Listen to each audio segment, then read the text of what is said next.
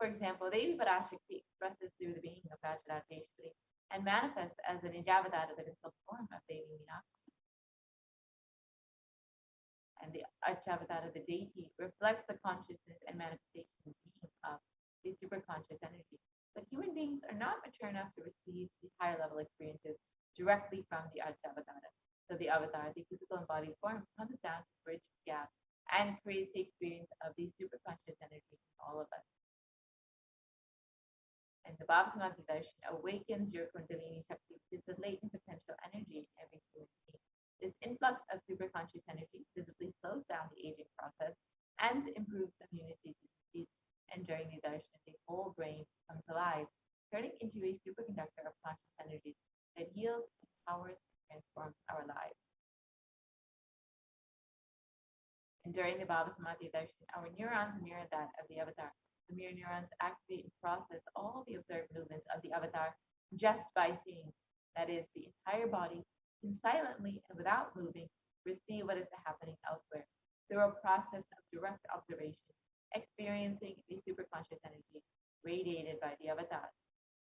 The Akashic readings are not predictions, they are readings from the cosmic archive. Beyond space, creation and destruction happen simultaneously, and in the dimension of time starts the past, present, and future. And because Akashic records are stored in the Akasha, the space dimension, there is no past, present, and future. That is why what you call as happening, yet to happen, are clearly already recorded. So now, with this, we will be entering into the demonstration of the extraordinary powers, the extraordinary Shakti of Paramashivoham Parashakti. And we will be witnessing these powers as demonstrated by the Nithyananda Yogis, the Nithyananda Gurukul Balasans, and the initiated disciples of the Supreme Concept. We'll be entering into this segment very shortly. Do stay tuned and stay tuned for the beautiful Navaratri celebrations that we have coming up in the evening and the live darshan of the Supreme Concept itself. So stay tuned for all of the grand festivities today.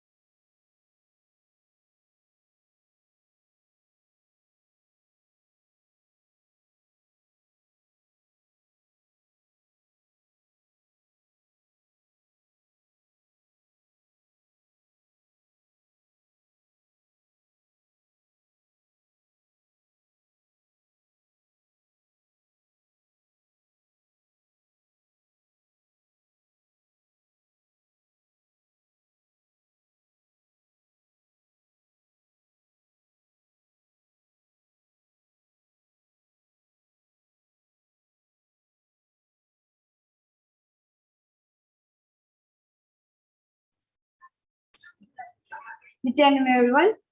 I welcome all of you to this segment of Devi Parashakti's Akashic reading, where you'll be witnessing how the various parts of Paramashiva being manifested over here. Yes. So today the Balasans of Nithyananda Gurukul and the Nithyananda Yogis of who are the initiated disciples of Supreme Lord of Hinduism will now be demonstrating to all of you and sharing with all the experience and results of the extraordinary manifestation of divine powers, which is awakened in all of us through the power of Diksha, which is initiation. In today's Devi Parashakti's Akashic training, all of you will be receiving two initiations into the powers of the Acharya awakening and various other powers with the blessings and the grace of Supreme Pontiff of Hinduism.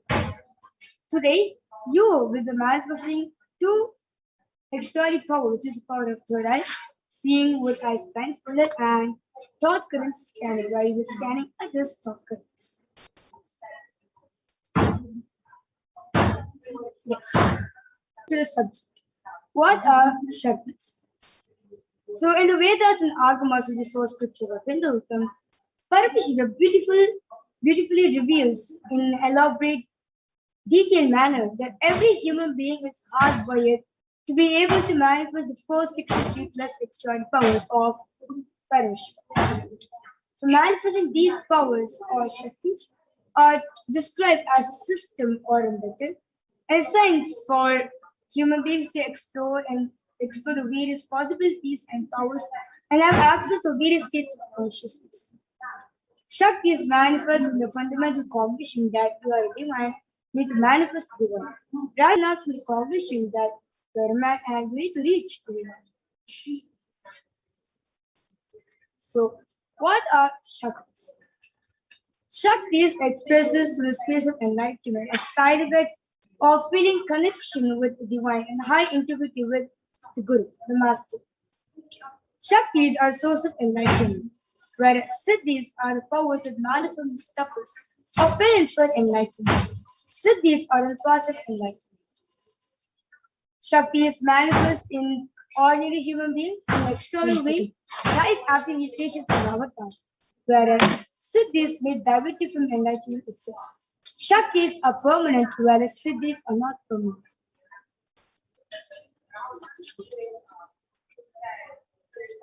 So, who are the source of all these Shaktis? The source is Paramashiva, who is the primal divinity in Hinduism, who is the ultimate reality and cause, who is self-effulgent, Swayam Prakasha, all pervading, unchanging beyond time, space, form, and causality. As a fundamental base of Avyakta, the unmanifest existence, and Vyakta, the manifest existence, he performs the Panchakritya, or the five cosmic acts of Srishti, creation, Sthiti, sovereign rulership and maintenance, Samhara, regeneration, Trabhava, pulling out of delusion, and Nugraha, liberating grace, all living entities in the multiverse. So, the avatar of Paramashiva, or the Supreme Point of Hinduism, Jagat Guru Mahasanidavan, His Divine Holiness, Bhagwan Nithyananda Paramashivam, is the 1,008th living incarnation and representative of Paramashiva, and the revival of Kailasa, which is the ancient enlightened Hindu civilization mission, the great cosmic godless revolution. Ever since the beginning of the civilization, the Sanatana Hindu has been a cradle for the enlightened beings and highly advanced senses.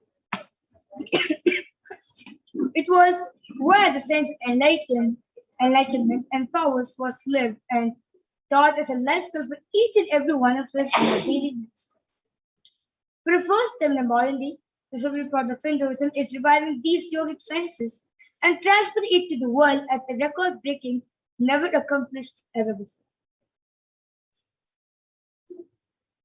So you can see the Guru Parampara, how the science of power manifestation, the knowledge of these sciences has been transmitted through from one generation to the next through the power of initiation or Diksha by the enlightened ones.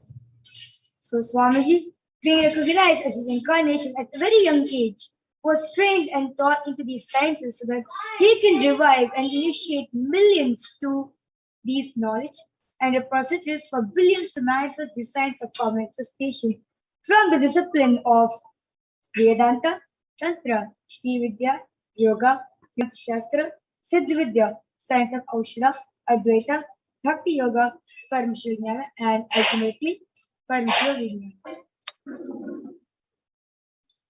All of us will be having this question: how do you awaken this divine powers in all of us? Well, it is as easy. This is just an initiation from another, where every ultimate truth, jnana, mapped into your consciousness, which is prajna, manifests as a power and possibility of every being. Which is, if you're watching a short clip on what is Diksha. Diksha, look for mantra just by word and a word. So let's now watch a short clip on what exactly is Diksha and what are its various parts.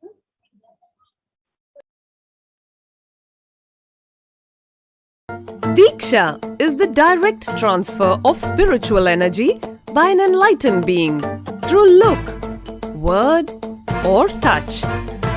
The traditional Vedic book Navaratneshwara states, Sarvasamapi dikshanam muktihi phalamakhanditam avirodhat bhavantyeva prasangyastu bhuktayah. The main benefit of all initiations is moksha, enlightenment.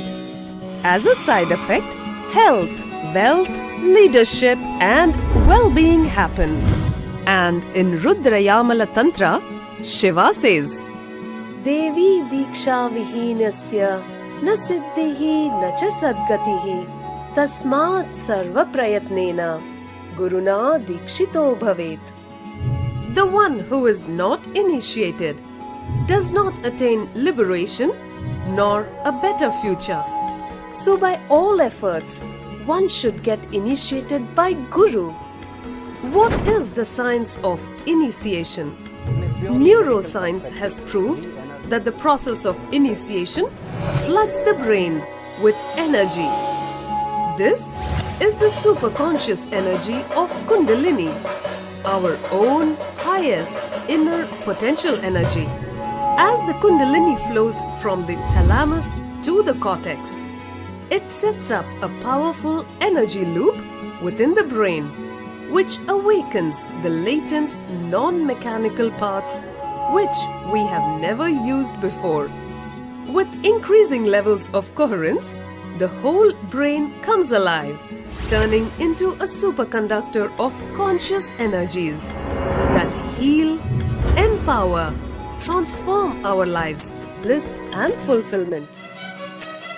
Initiation creates high awareness, visualization, creativity. It also slows the aging process and improves the immune system. Kundalini awakening, healing experience, levitation, teleportation, materialization. Experience the power of initiation through a range of exclusive programs conducted at the ashram. Nithyananda Paramashivam.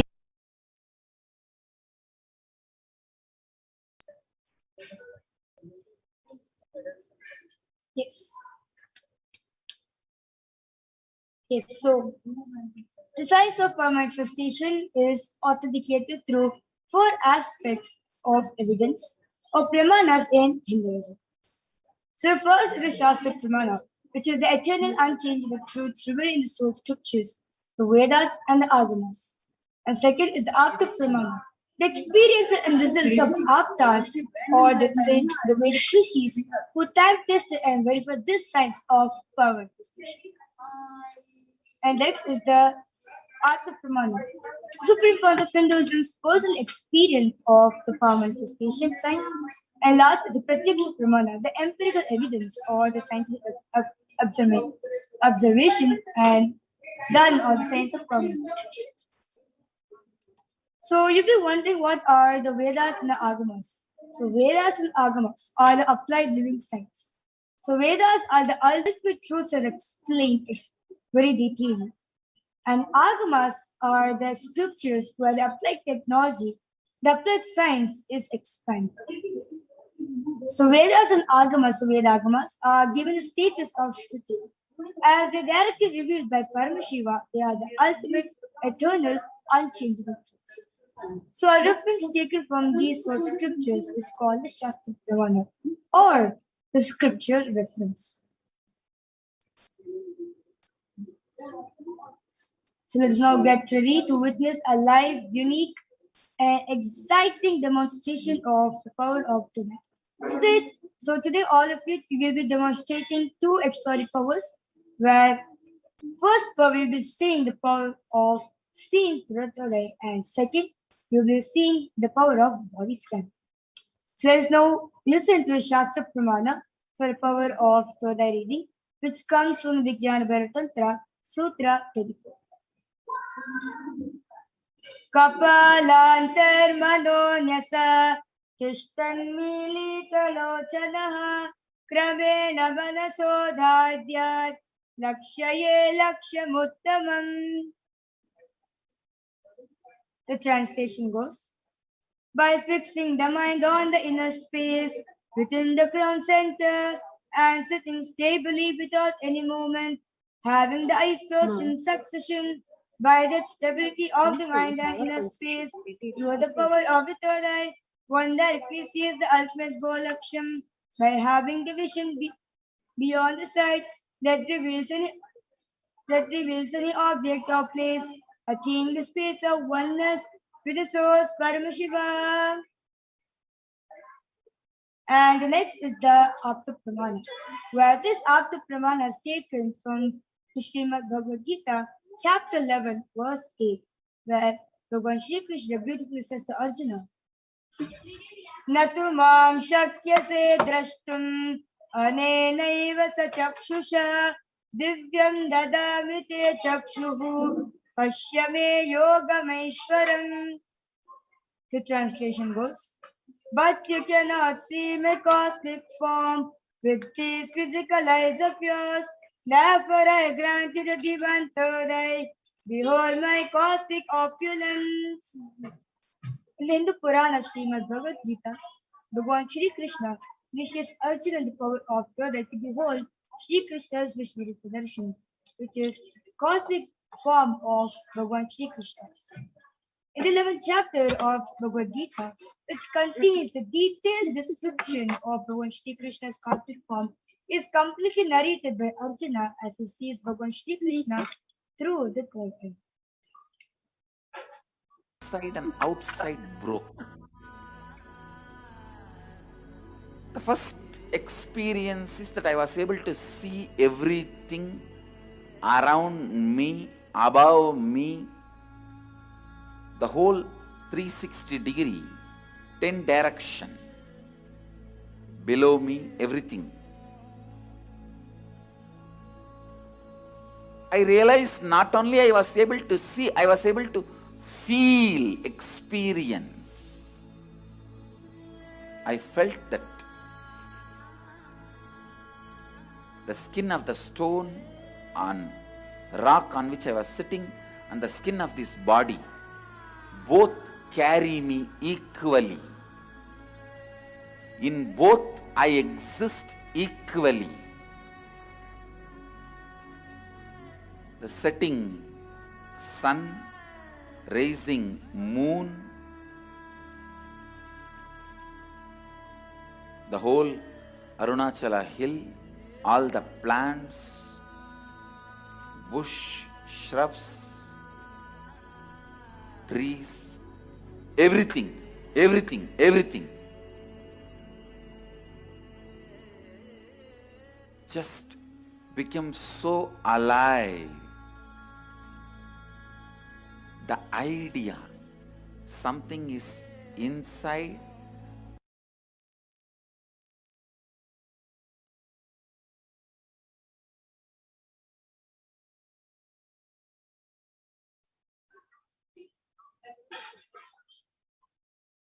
And yes, next is the Pratyaksha Pramana, the empirical evidence done, the scientific experimentation done on the science of power manifestation.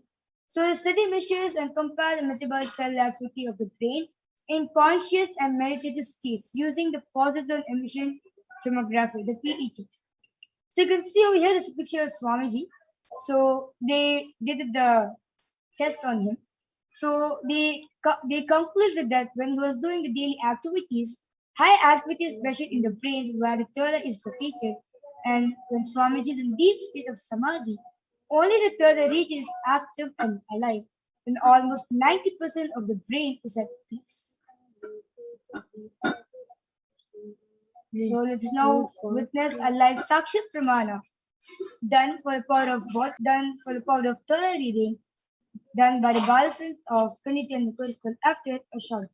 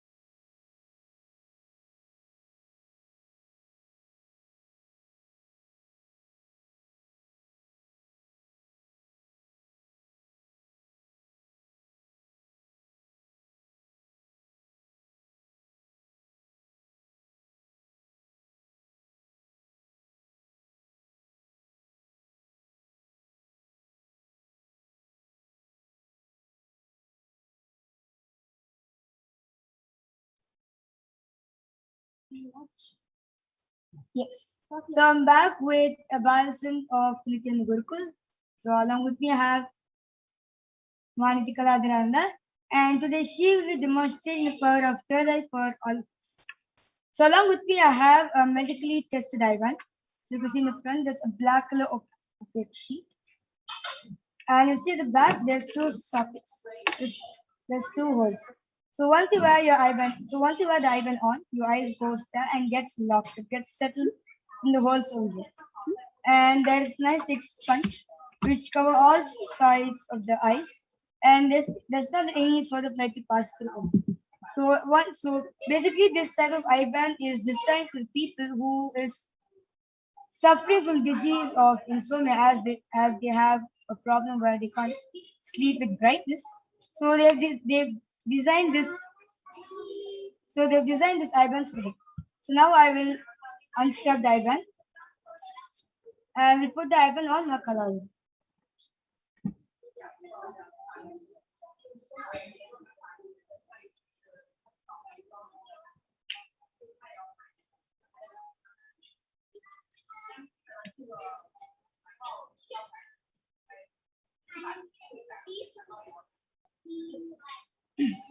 Makaladar, are you comfortable?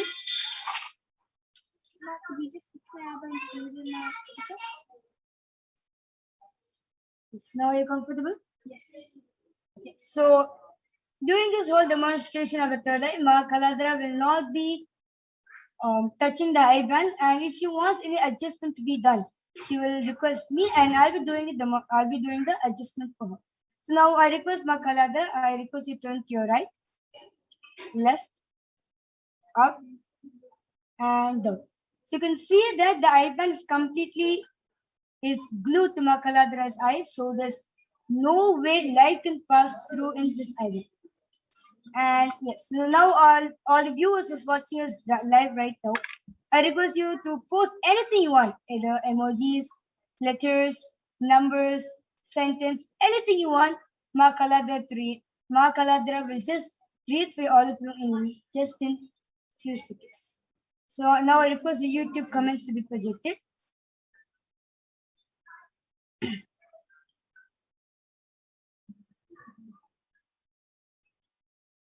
Now, Kalada, you can go ahead.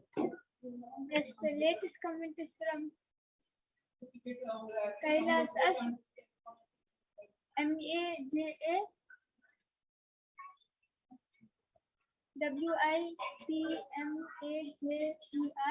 He has posted Nithyanandam to all blessings with a namaste emoji and a pink color heart with 5 diamonds on it, and a pink color hides. Wow, wonderful. Yes. And the previous comment is from Nithyananda Dev, and he has posted Om Nithyananda Paramashivoham. And the previous comment and the comment before Nithyananda Dev is from CRISPIANTSILDA, has posted a namaste emoji, a trishul emoji, a om emoji with the om in white color and the swag in purple color, and a fire emoji and a red color heart emoji. I request the YouTube comments to be scrolled up a bit.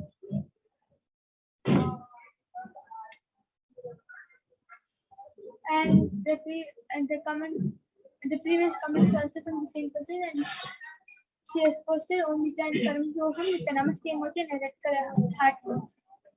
Wow, wonderful. So all of you witness how the power of God has been manifested. And now I'll be unstrapping the ribbon from Makalada. And you can see that the ribbon is still the same. No changes happen. And yes. So with this, we'll be moving ahead to the next power, which is the power of body scanning after a short break. So all the viewers in the meanwhile, if you want a body scanning, I request all of you to go to YouTube channel and post a comment that you want a body scanning, and the yogis will be doing a body scanning for you. Yes.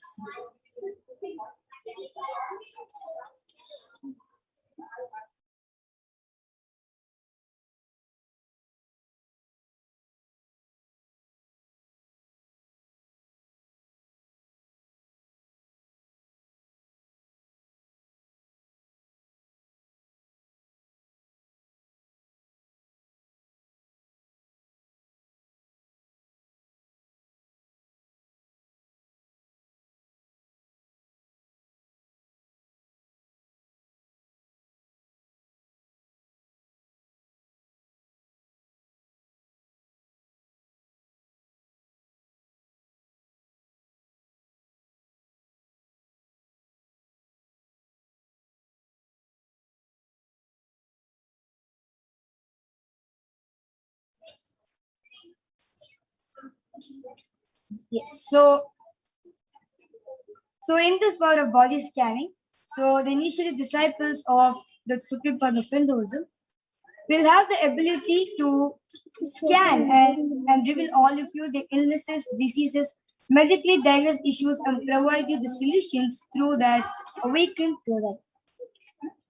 So listen to the Shastra Pramana for the power of body scanning, which is taken from the Vijnana Bharatantra, Sutra 54. स्वदेहे जगतो वापि सूक्ष्म सूक्ष्मतराणि च तत्त्वानि यानि निलयं ध्यात्वान्ते व्यज्यते para.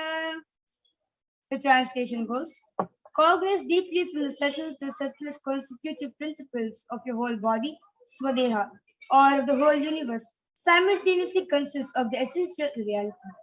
They have been absorbed in the source cause Paramashiva.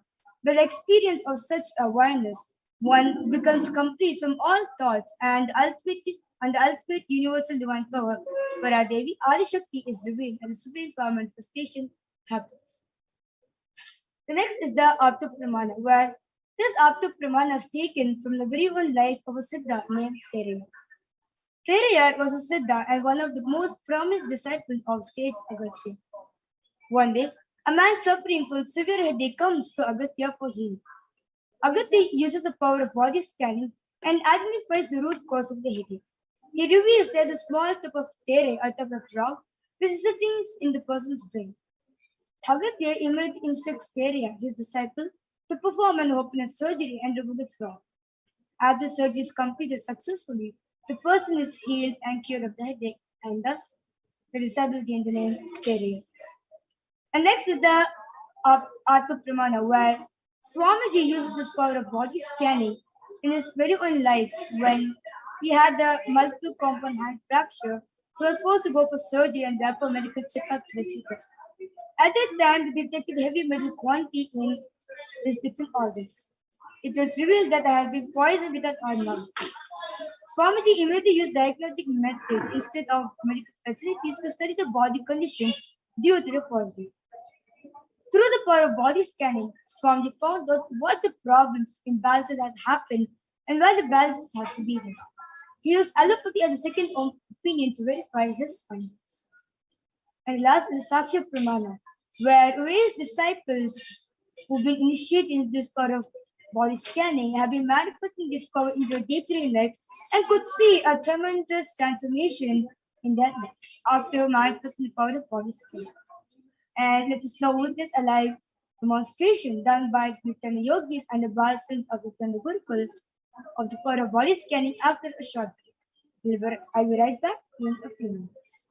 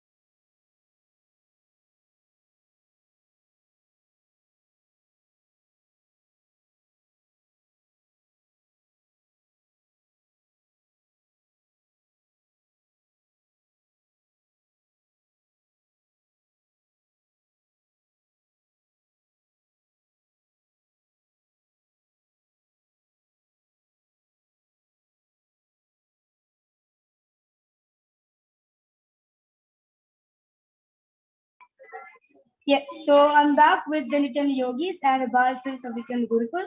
Now request the Nithyananda Yogis to introduce themselves. Nithyananda, my name is Ma Paramapriyananda. Nithyananda, my name is Maniti Jeshananda. Nithyananda, my name is Maniti Jeshananda. So today all three of them will be demonstrating the power of body scanning for all of you.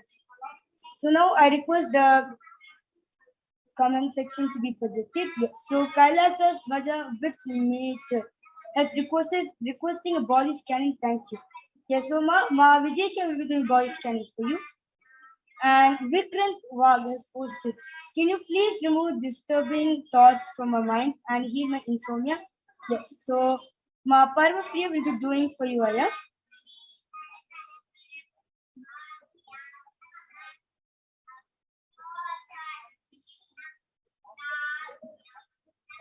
I request the comments section to be scrolled a bit.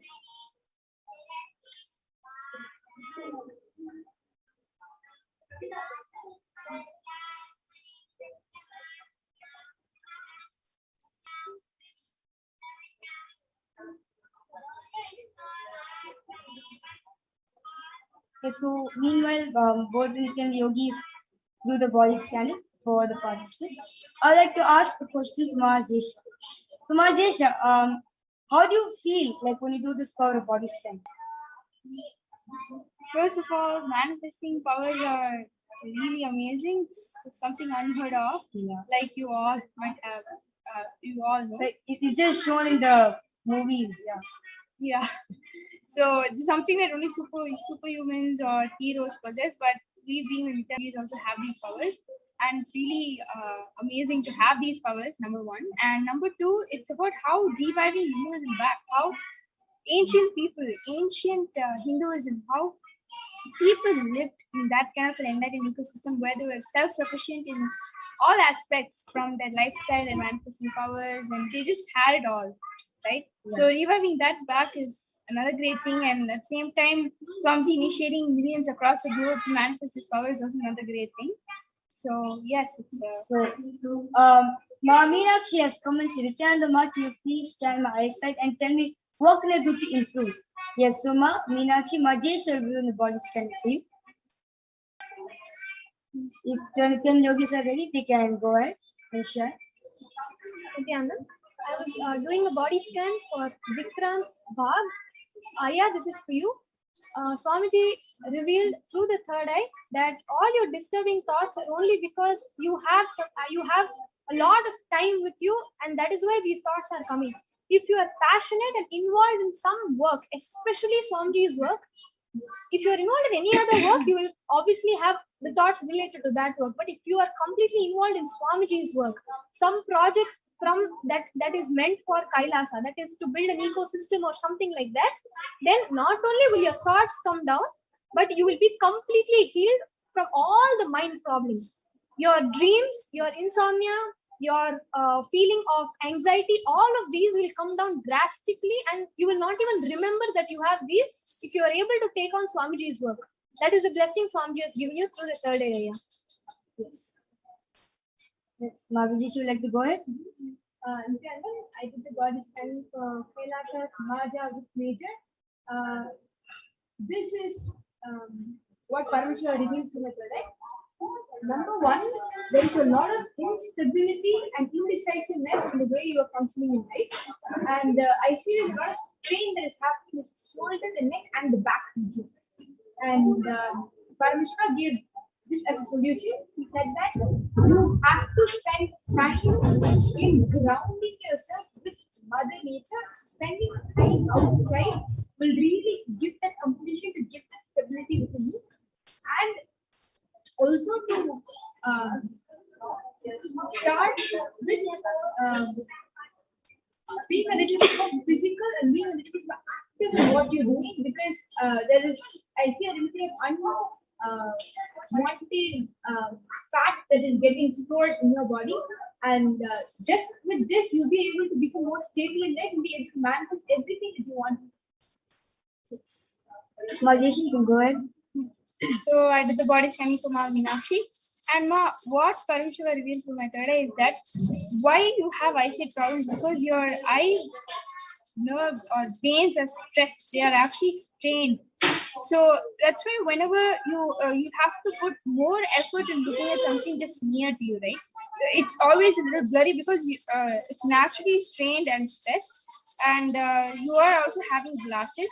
So what Parameshwara revealed is that first of all, you need to cool down that stress in your eyes. So doing wet cloth is recommended now. You have to wet a normal cotton cloth and you have to put it on your eyes for 20 minutes, and you have to do this every day to cool down your eyes, because it's always stressed. The veins are always stressed. That's why you're having these eyesight problems or not able to see properly near or far. You're always having this issue.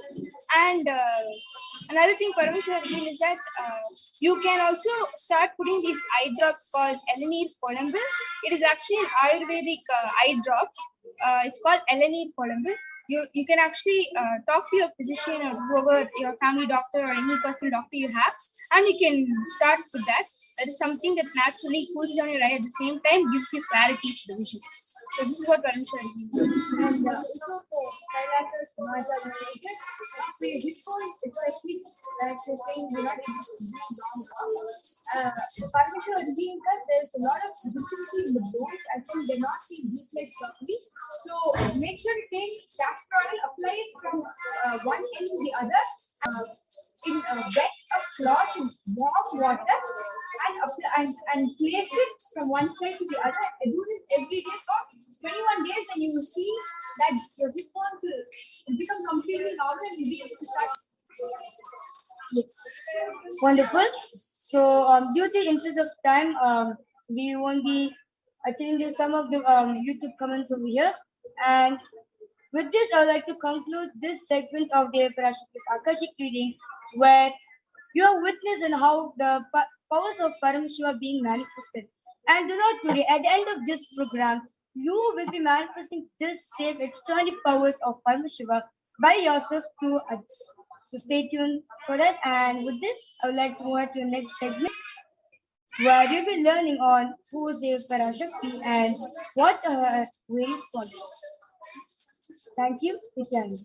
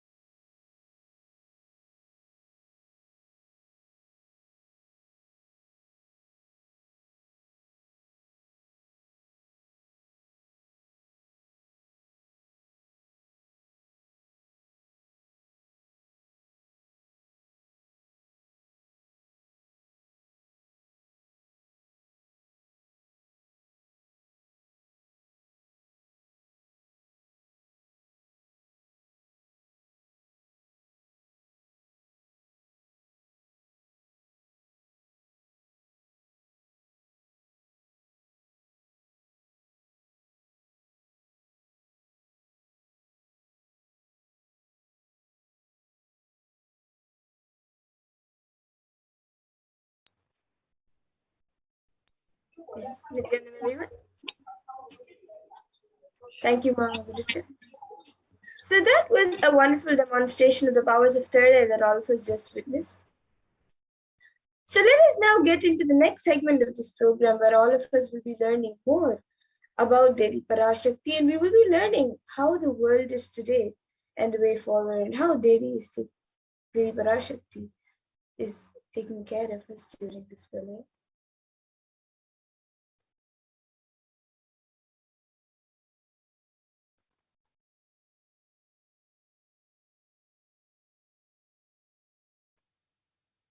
So per day, an additional 0.002% of the population is getting infected by COVID-19. And the facts are the total confirmed COVID-19 cases is 233 million, which is 3% of the world as of 554 CES on the 1st of October 2021, including 4 million confirmed cases. And Healthline.com states that new COVID-19 cases have risen to more than 150,000 per day in the United States, and an average population increase per day is 174,000 per day. So the rate of those getting infected is almost an on average rate of population.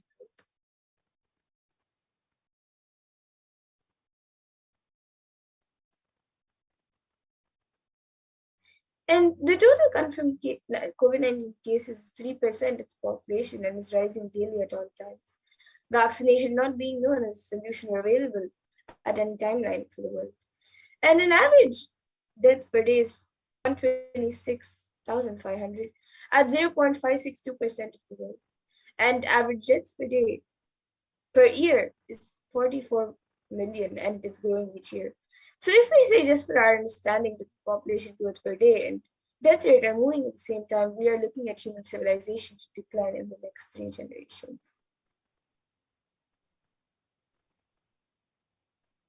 And the situation needs a global solution that works across all national policies, as we have seen the pandemic affecting literally every country across the globe, whether you're in the Americas, Africa, Western Pacific, Southeast Asia, or anywhere in the world. So we need a global solution that works for everyone.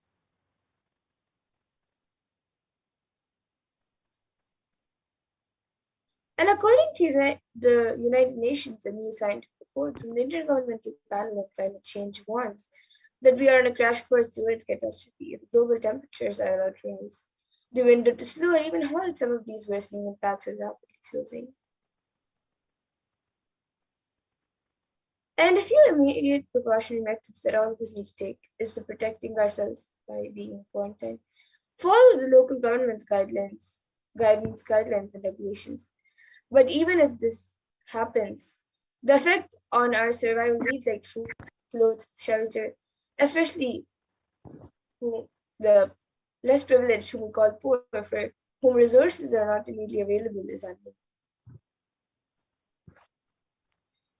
So what is the karma that caused COVID-19? In the Brihadaranyaka Upanishad, 4th Adhyaya, 4th Brahmana, the 5th mantra, it defines karma as Yatakari yatachari tata bhavati sadhukari sadhu bhavati papakari papi bhavati punya punyena karmana bhavati papa papena.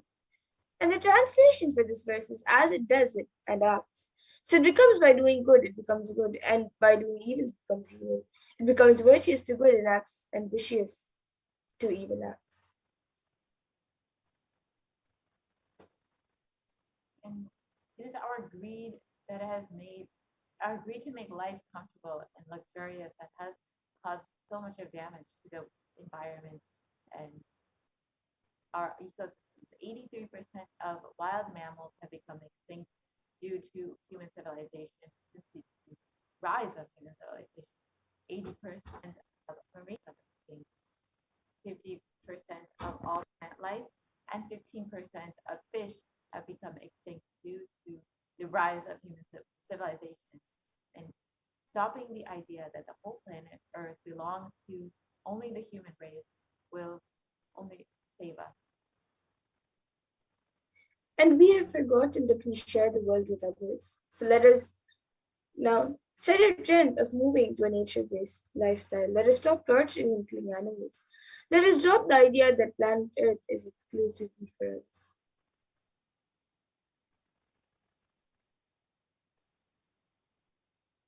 And so much natural resources are used for creating meat-based products such as beef, sheep, pork, and around 15,000 liters of water, fresh water, is needed to create 1 kg of beef in Australia, in comparison to plant-based foods like lentils, which require less than 5,000 liters of water to create 1 kg of food.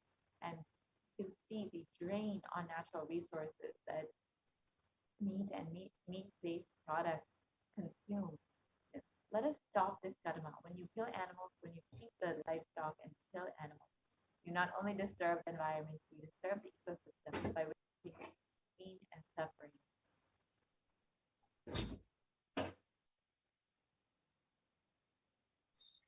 As per Hinduism, the purpose of the world, the primary principle of the universe is let us all coexist and celebrate our life. Ahimsa Paramo Dharma. Non-violence is the ultimate natural law of life.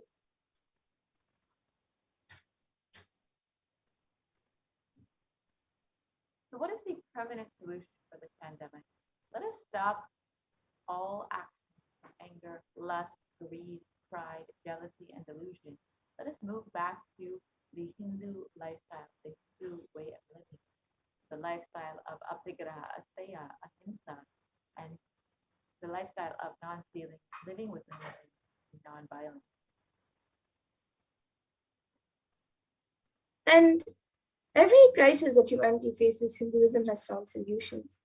Hinduism is a religion which has seen at least 5 complete wipeouts of the planet Earth and the wiping out of the civilization. And we have the knowledge and we have recorded and documented every time that the civilization was wiped out and how we have rebuilt it.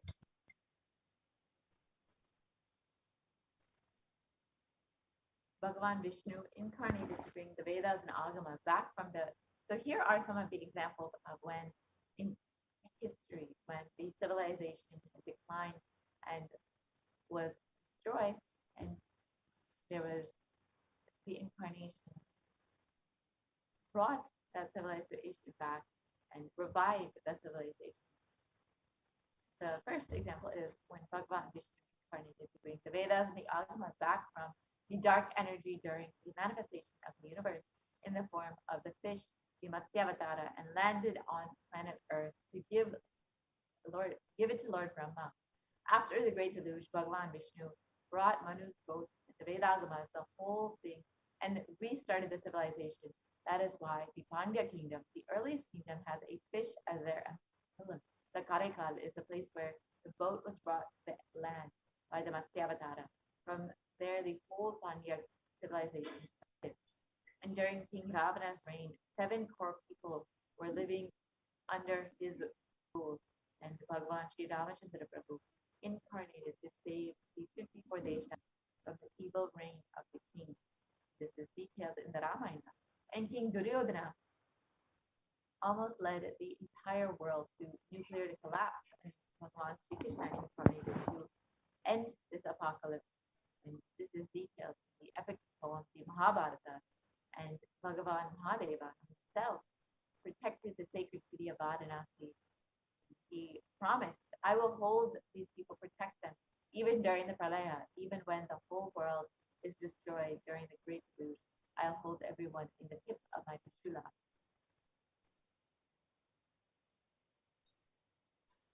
And in the Upanishads, the rishis celebrate the half-mold incarnations who come down to liberate people from crisis. So in the Taittiriya Upanishad, chapter 3, Bhrigavali, section 10, the rishis sing and dance in the ecstasy of the enlightenment and Kundalini awakening.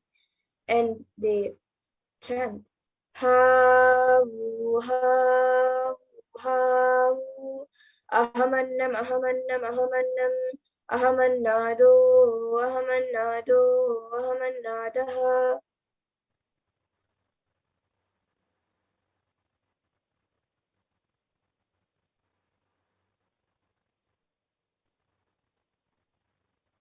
And the ultimate conscious happens again and again as Acharya, as Guru, as incarnate. And Paramashiva reaching out to liberate the individual soul bonded to knowledge is Acharya. Paramashiva reaching out to individual souls to liberate them from bondages through initiation is through Shakti Bada and Shaktini Bada is Guru. And Paramashiva reaching out to the individual souls to their karmas, altering, changing it, even deleting it, completing it, and changing happenings of the past, present, future is Leela. And the manifestation to do these Leelas are.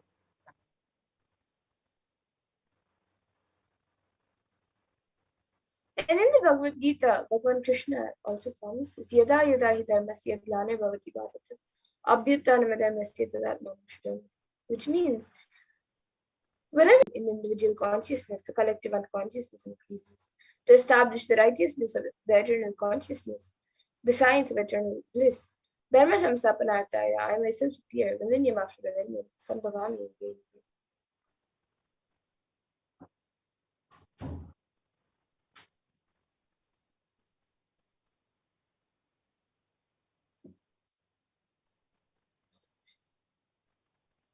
Yes, and now with that, let us now learn more about the form of Devi that all of us are celebrating today on the seventh day of Navratri. So we are celebrating the form of Devi Lakshmi, Devi Mahalakshmi. So let us learn more about this form of Devi Parashakti.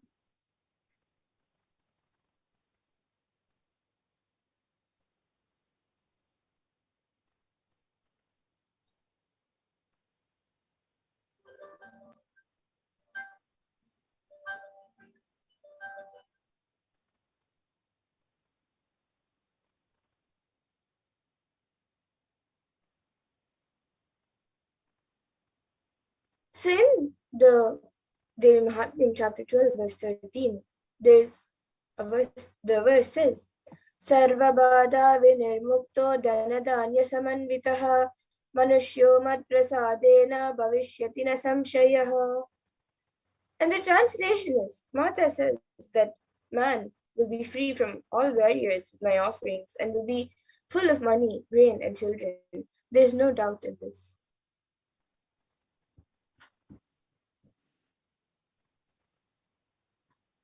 Lakshmi stands for wealth, beauty, grace, and other similar qualities. So there's a small story from the great epic Mahabharata. So there was once a king by the name of Yayati, and he lived for 100 years, enjoying his kingdom and all the physical and mental comforts of life.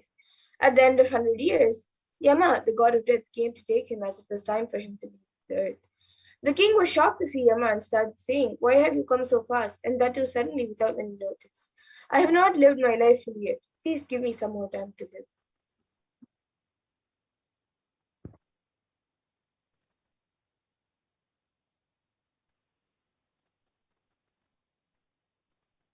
You can move to the next slide, please.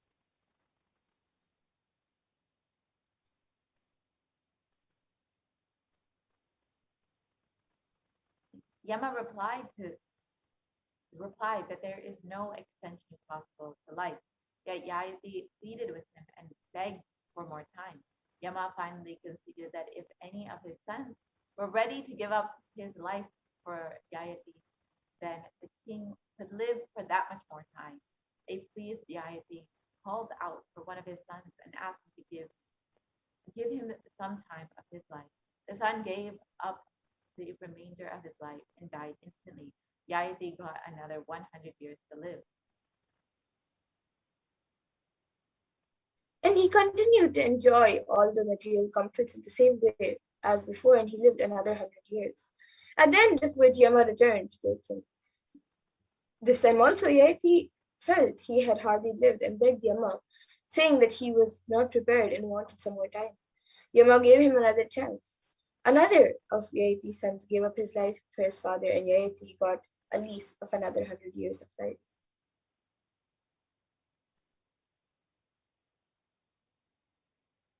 Now, after Yayati enjoyed the next 100 years, Yama came back to take him. So Yayati asked for more time, but Yama refused to play the same game again. This time, Yama instead gave Yayati a beautiful teaching in just a few words. Can you put a fire out by pouring oil into it? So the Mahabharata says that Yayati at the moment experienced Lakshmi, the goddess of wealth, in his being. He finally realized the truth and rested at the feet of the divine.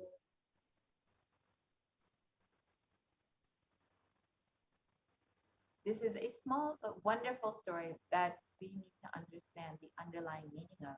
Lakshmi is not the quantity of life, she is the quality of life. Most of us think that having Lakshmi in life means having lots of possessions like cars, house, good bank balance, etc. Masters, however, interpret Lakshmi in a totally different way. They say that Lakshmi is actually the quality of your life, your mind, and not the quantity of or number of things you have.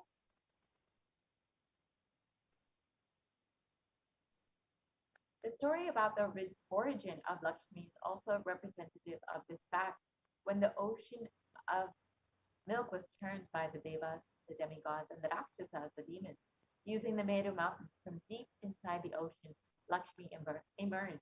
This is actually a metaphorical representation. When the milk ocean of the mind is turned by the mountain of pure awareness, it raises the quality of your life in the form of Lakshmi.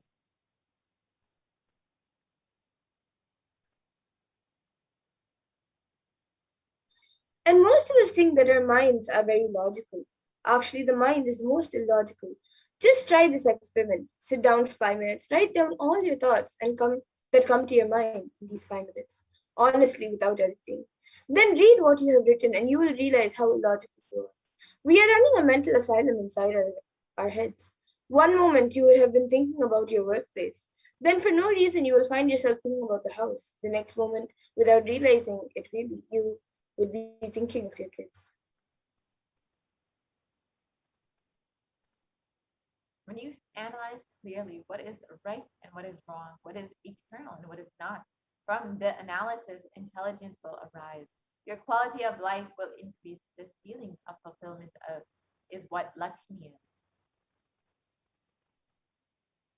And when you run with all your energy, you forget to enjoy, you forget to live, you forget to have Lakshmi in your life again.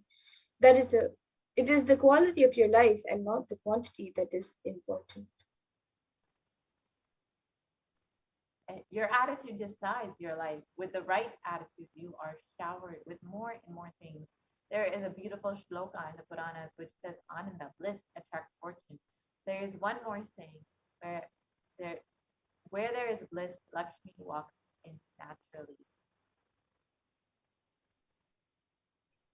And in the Vedic tradition, we have two kinds of wealth, Kubera's wealth and Lakshmi's wealth.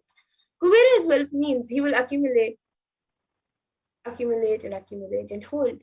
Neither he will enjoy nor somebody else can enjoy.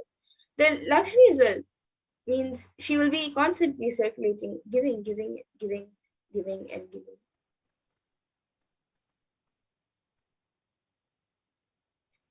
And the very word Lakshmi in Sanskrit means increasing the TQ. When you increase the TQ with the same house, you will feel more comfortable. With the same furniture, you feel more luxurious. With the same people, you feel blissful. With the same situations, you feel joyful. Actually, Lakshmi is added when you increase TQ of when you increase of course, because of your right decision making, wealth will also be added. The moment TQ becomes big, your car becomes big, your bungalow becomes big, your life becomes big, everything becomes big because of your decision making power, because of your clarity. That's true. Apart from that, your being, your Lakshimitva, the quality of being Lakshmi, the capacity to enjoy the energy of the wealth consciousness will just increase. Increasing the TQ is what I call creating affluence. And Yaksha means who possesses wealth, but neither enjoys nor let others enjoy. Lakshmi means who keeps currency moving, who enjoys and lets others enjoy. Lakshmi's wealth means you will not bother to spend because you have the courage and confidence about your intelligence to create more wealth. So allow it to flow through you. And feeling insecurity is the wealth of Kubera. Feeling secured to enjoying wealth is life of Lakshmi. Lakshmi is an energy field like a satellite. Ganesha is an energy field like a satellite. If you tune your brain to that satellite, you can receive their energy and blessing. When you stop hating work, when you stop hating planning, suddenly you will see Lakshmi as a blessing to you. You are working only for $1 million, but suddenly opportunities will come, which will shower you $1 billion. I'm not teaching you the positive thinking theories. I am stating the facts. And the power of thinking is Lakshmi. In one moment, you can make anything look like God. Within next moment, you can make anything look like a demon in your life. Please understand, if you bow down, even a small stone can become a god. if you are afraid of even God, of even if you are afraid of even if you are afraid, even God will look like a devil. Self-drive is luxury. Self-drive is the ultimate wealth, ultimate asset anyone can accumulate, that anyone can acquire. And thoughts by themselves are like Lakshmi wealth. With the right way of applying it, you can just manifest wealth without manipulating. Adi Shakti is worshipped by Mahasaraswati, Mahalakshmi, Mahadevi, who are not the wives of Brahma, Vishnu, Rudra. No, when who is feminine? Who is feminine source of Brahma, Vishnu, Rudra? Abundance should be making you more active. Only then it is Sri Devi, it is Lakshmi, it is wealth. Abundance is activism. Responsible activism is abundance. Ferociousness with your body is Durga. Ferociousness with your words is Saraswati. And ferociousness with your mind is Lakshmi. So now let us see Devi Parashakti's divine play, a Leela from the Devi Mahatmya to the Chandra Sutra in the Devi Mahatmya.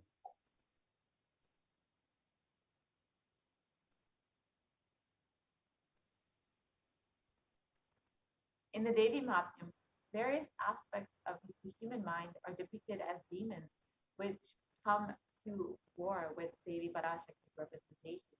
When the demon Durmalochana, brute force fails, Shumba loses all reason and sends Chanda and Munda with a huge army to bring back that vile woman in any way or in any condition whatsoever.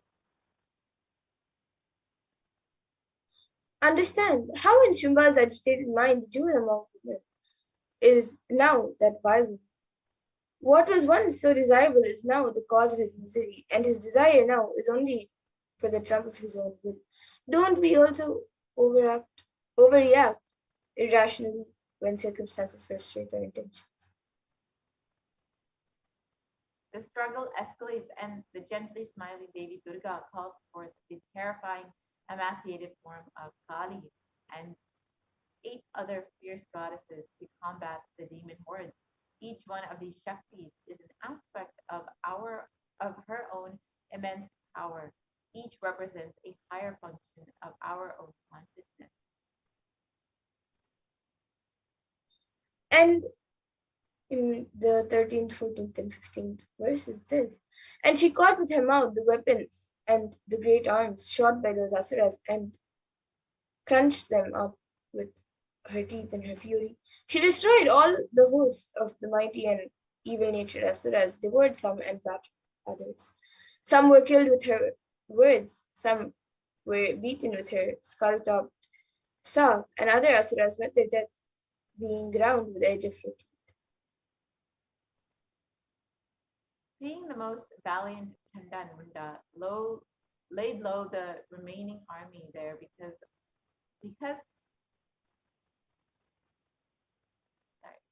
seeing the most valiant Chanda and Munda laid low, the remaining army there became panicky and fled in all directions. And Kali, holding the heads of Chanda and Munda in her hands, approached Chandika and said, her words mingled with very loud laughter, here, I have brought you the heads of Chanda and Munda as 2 great animal offerings in the sacrifice of battle. Shumba and Nishumba, you shall yourself slay. The Rishi continued on. Thereupon, seeing those asuras Chanda and Munda brought to her, the auspicious Chandika said to Kali these playful words, because you have brought me both Chanda and Munda, O you Devi, shall be famed in the world by the name Chamundu. Here ends the 7th chapter called The Slaying of Chanda and Munda of Devi Mahatmya and Markandeya Purana during the period of Savarni, the Manu.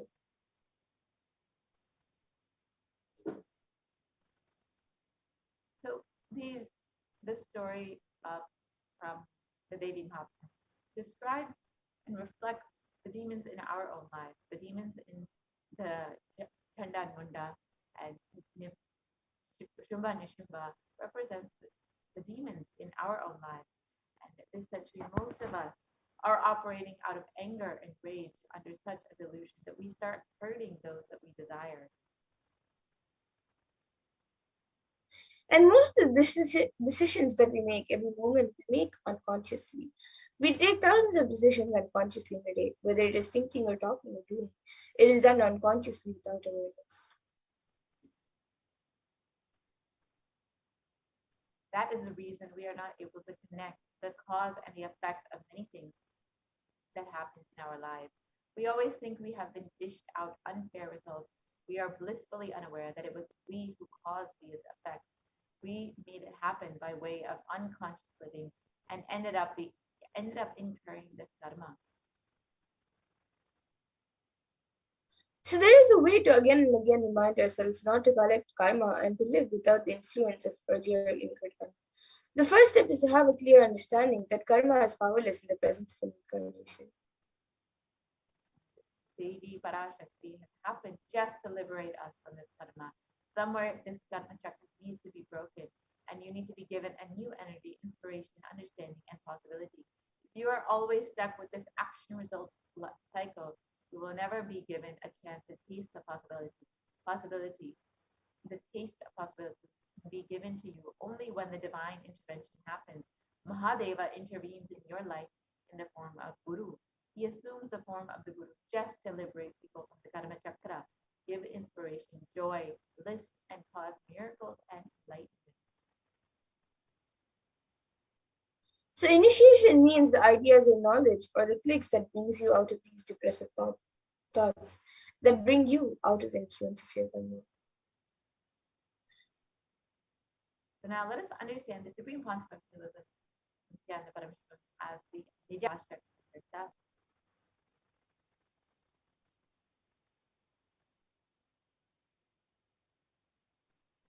So the Kailasana of the Shyamala Peetham Zar and sacred lineage of pontiffs has been systematically carried over within an unbroken progression from ages. The chosen emissaries of Bhagavan Paramashiva and Devi, who are the Guru Mahasannidhanams of Kailasana of the Shyamala Peetham, are the direct representatives of the cosmos.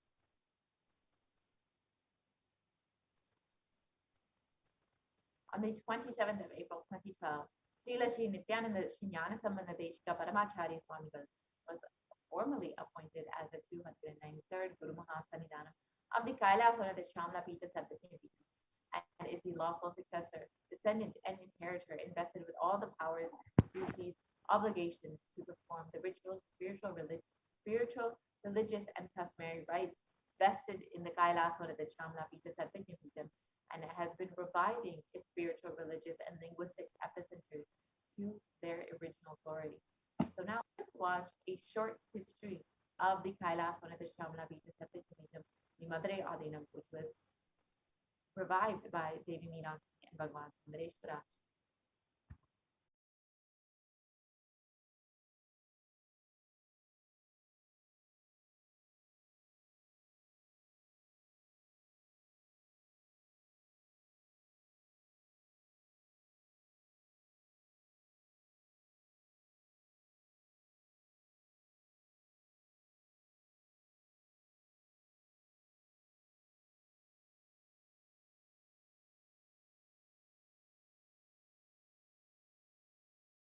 The ancient temple town of Madurai in southern India boasts of a 2,500-year-old history of spirituality.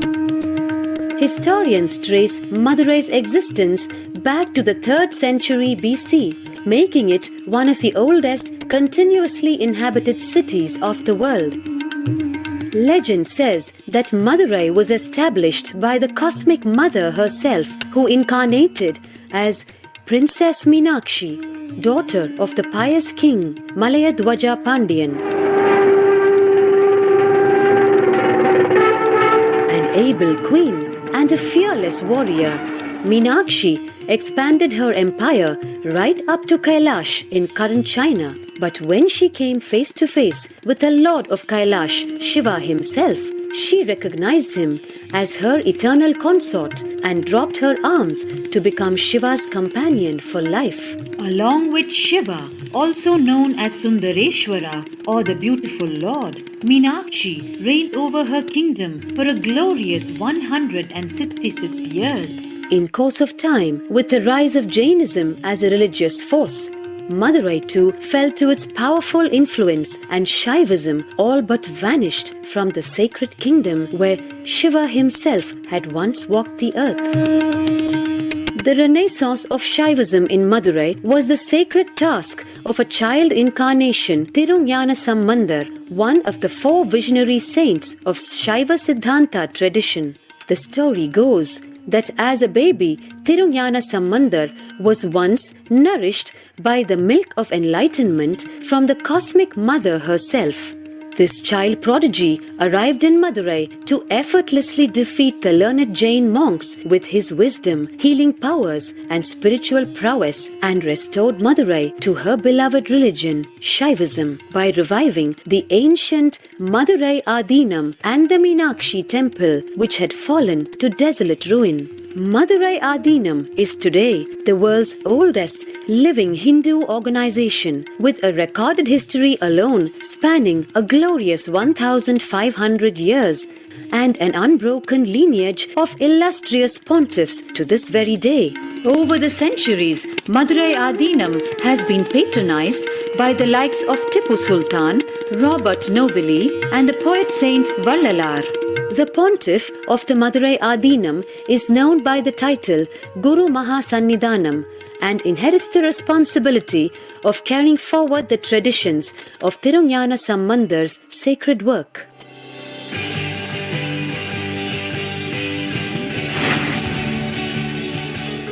On 27th April 2012, a new era began in the history of Madurai Adinam. The 292nd Pontiff, Srila Sri Arunagiri Jnana Sambandha Desika Paramacharya Swamigal, guided by intuition and inducement by Lord Shiva, coronated a charismatic young saint as the 293rd Pontiff of the Madurai Adinam. An accomplished yogi, a pragvisionary, and an adept in mystical sciences, His Holiness Paramahamsa Nithyananda is revered as a divine incarnation by millions worldwide. Within weeks of his ascent to the sacred throne, he brought about sweeping changes to the Adinam, including the renovation of the ancient monastery, Annadan, free food for thousands every day, free medical camps, yoga classes, scriptural study, spiritual healing, and meditation programs. The traditional Adinam now has a website, and thousands participate in the morning worship and spiritual talks via live streaming and two-way video conferencing.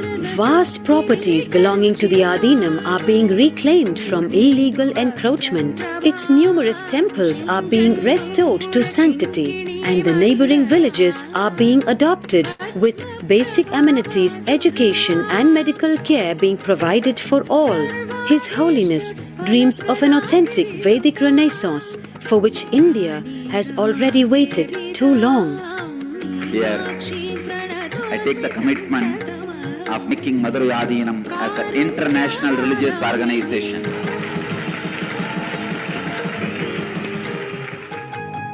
We will fulfill all the responsibilities of Madurai Adinam, make Hindu tradition, Saiva tradition alive, revived, lived, celebrated all over the world.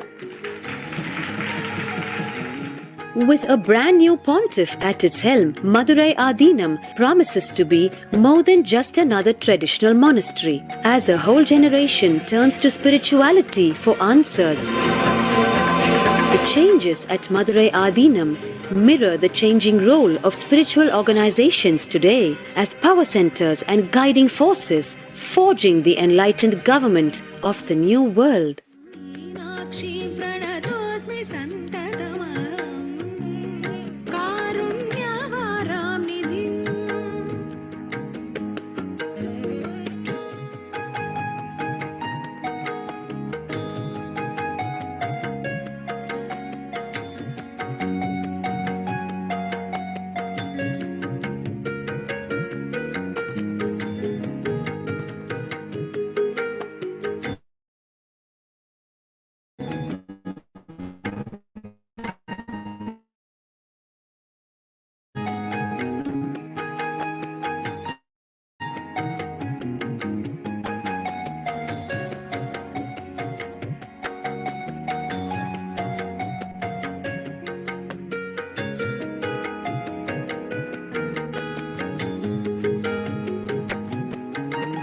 श्रीविद्यां शिववामभागनिलया ह्रीङ्कारमन्त्रोज्ज्वला श्रीचक्राङ्कितबिम्ब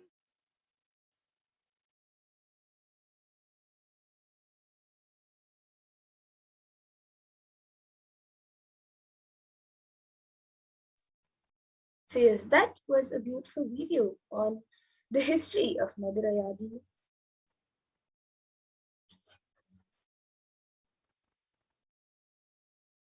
So let us now see many more things that the Supreme Point of Hinduism has contributed to the world.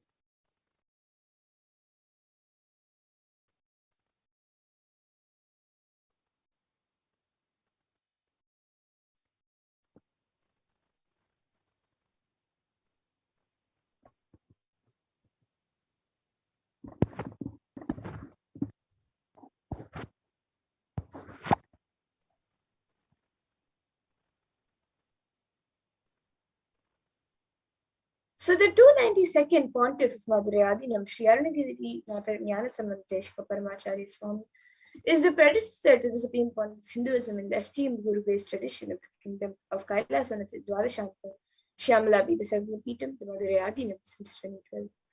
And in the 292nd Guru Mahasanidhanam had actually had the divine vision of Lord Shiva and Devi Meenakshi, who both instructed him to coronate the avatar as his successor, the 293rd Guru Mahasanidhanam. And the historic record of Madurai Adinam introduces the successor as the Supreme Point of Hinduism.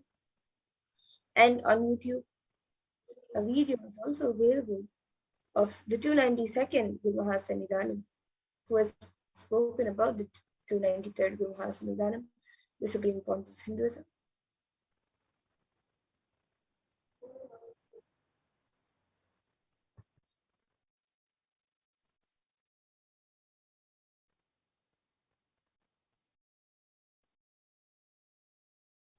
And here you can see the Supreme Pontiff of Hinduism being coronated as the 293rd Jagat Guru Mahasanidhanam of the Kailasanath Shyamalabi Sarvapeetham.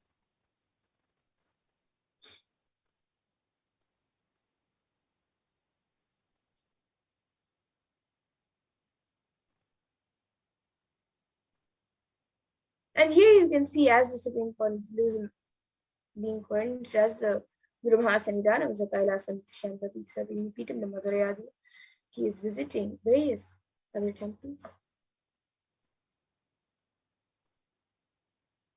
And the Supreme Pontiff of Hinduism has also been declared as the successor of the Arunachala Pita Sarvindya by his Guru Parampara at the mere age of 16 on the 24th of May 1994. And in this lineage is Yogananda Puri, Istaki Swamigal, Mata Vibhudananda Puri, and of course Swami.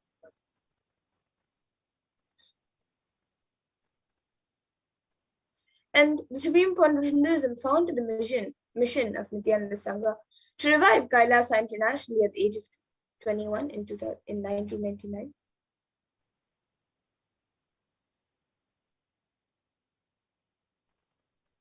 And the Supreme Pontiff of Hinduism founded the Adi Kailasha Sarvapeetham at the age of 24 on the 4th of November 2002.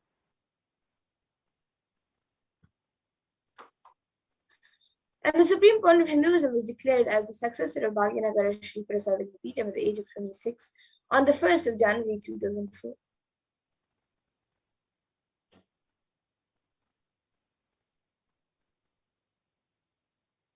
And the Supreme Pontiff of Hinduism was declared as the incumbent emperor of the Suryavamshi Srangi Samrajyam in the Suryavamshi lineage at the age of 26 on the 31st of December 2004.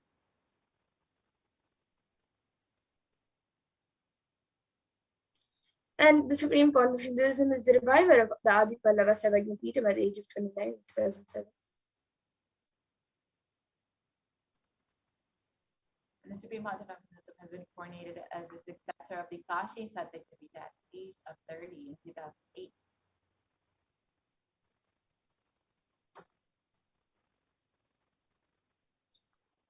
And the Supreme Point of Hinduism was officially coronated as the Mahamandaleshwar of the Mahanirvana Yakara, the largest apex monastic order. And he was coronated as the Mahamandaleshwar at the age of 35 and is the youngest Mahamandaleshwar of the Mahanirvana Yakara.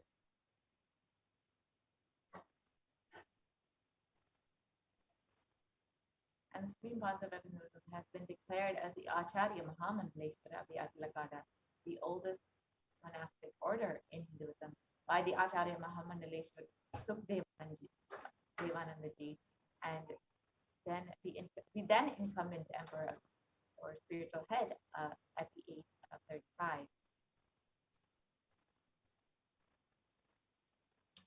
And the Supreme Court of Hinduism has been coronated as the Guru Mahasanidanam of the Tanjavur Adinam at the age of 36 in 2014.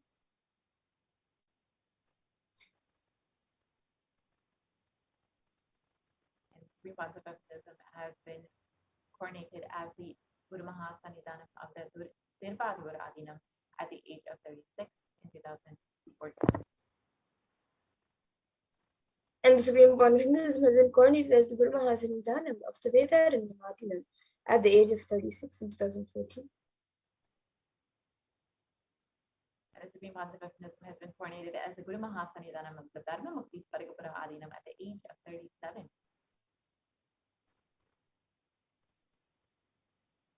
And he was also coronated as the Guru Mahasanidanam of the Adipita Koladamata at the age of 37 in 2015. The Supreme Concept of Hinduism has been elected as the Supreme Concept of Hinduism by a congregation of over 1,000 Hindu pontiffs leaders at the age of 36. You can see the Supreme Concept of Hinduism being coronated as the Supreme Concept of these photos.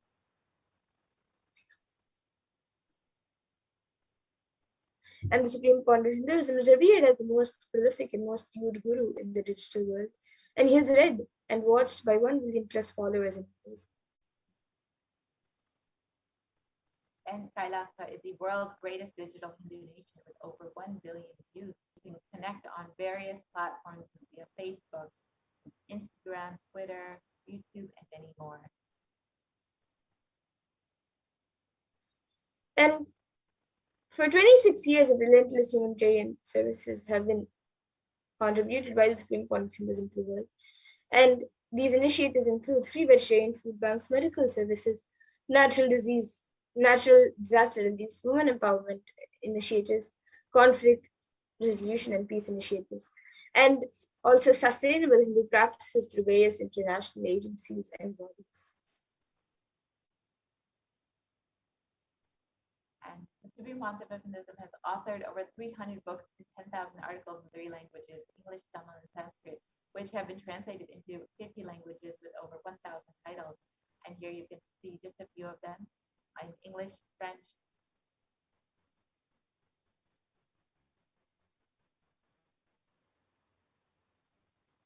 Here you can see Tamil and Spanish as well.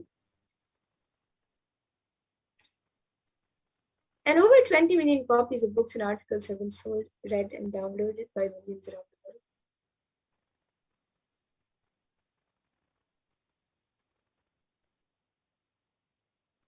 The Supreme Concept of Hinduism has established the largest Hindu library with over 1 million books, 1 million Palmyra scriptures, and over 20 million digital books. And the Supreme Court of Hinduism has given over 10,000 hours of discourses with over 1 billion views on social media.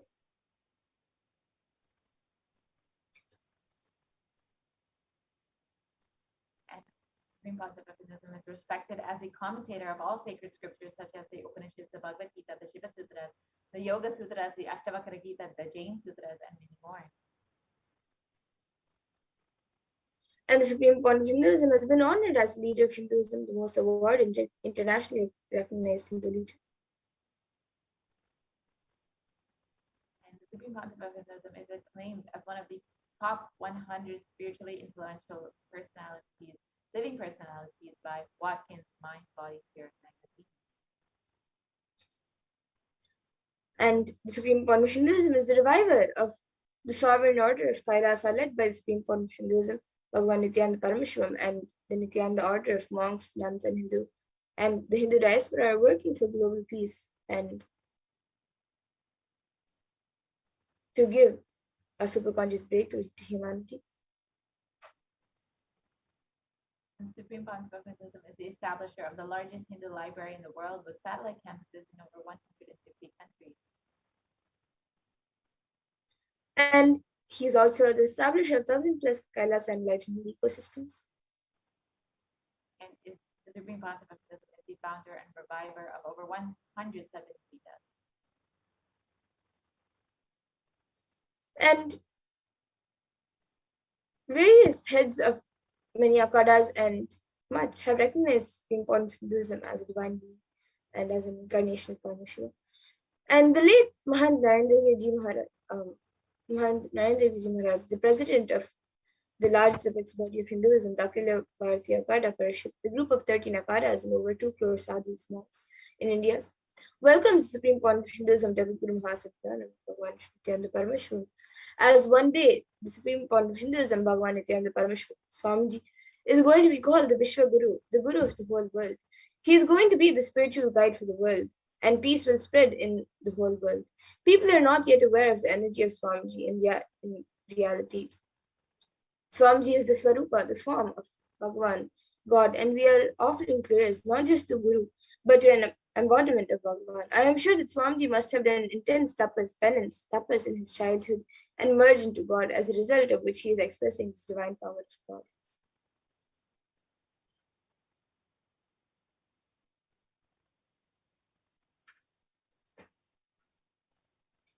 And Shri Shantaveer Mahaswami Ji is the head of the Kolada Mutt, the oldest recorded mutt in Karnataka, dating back more than 6,500 years. And he declared with his authority, whenever humanity falls into suffering and pain, Ishvar, the divine himself, does austerities, tapas, for their upliftment. Ishvar is the embodiment of the divine light. Nithyananda Ji Maharaj is seated as the embodied divine light, spreading world peace and serving the whole of humanity. From India, Nithyananda Ji is a treasure house of jnana, the sacred knowledge. And just like this, various heads of akhadas and mats have spoken about the Supreme Point of Hinduism.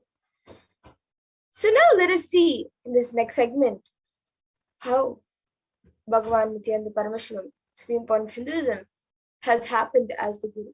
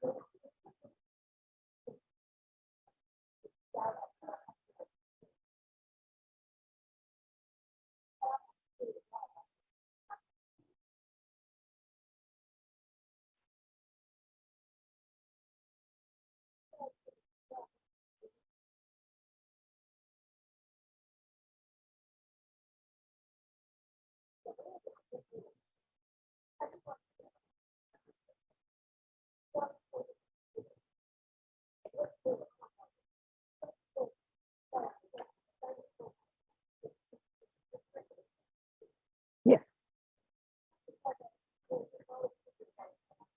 Now, let's understand.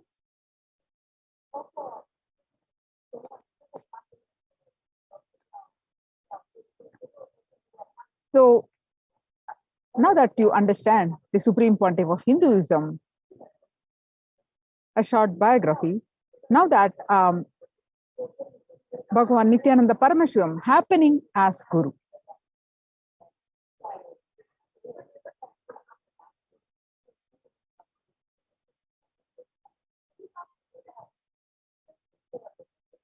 So there is no specific reason why you act the way you act. There is only one thing we know: the moment the decision comes, such as spontaneous energy is released in you, without even micro millisecond, the decision is executed. It becomes an action reality.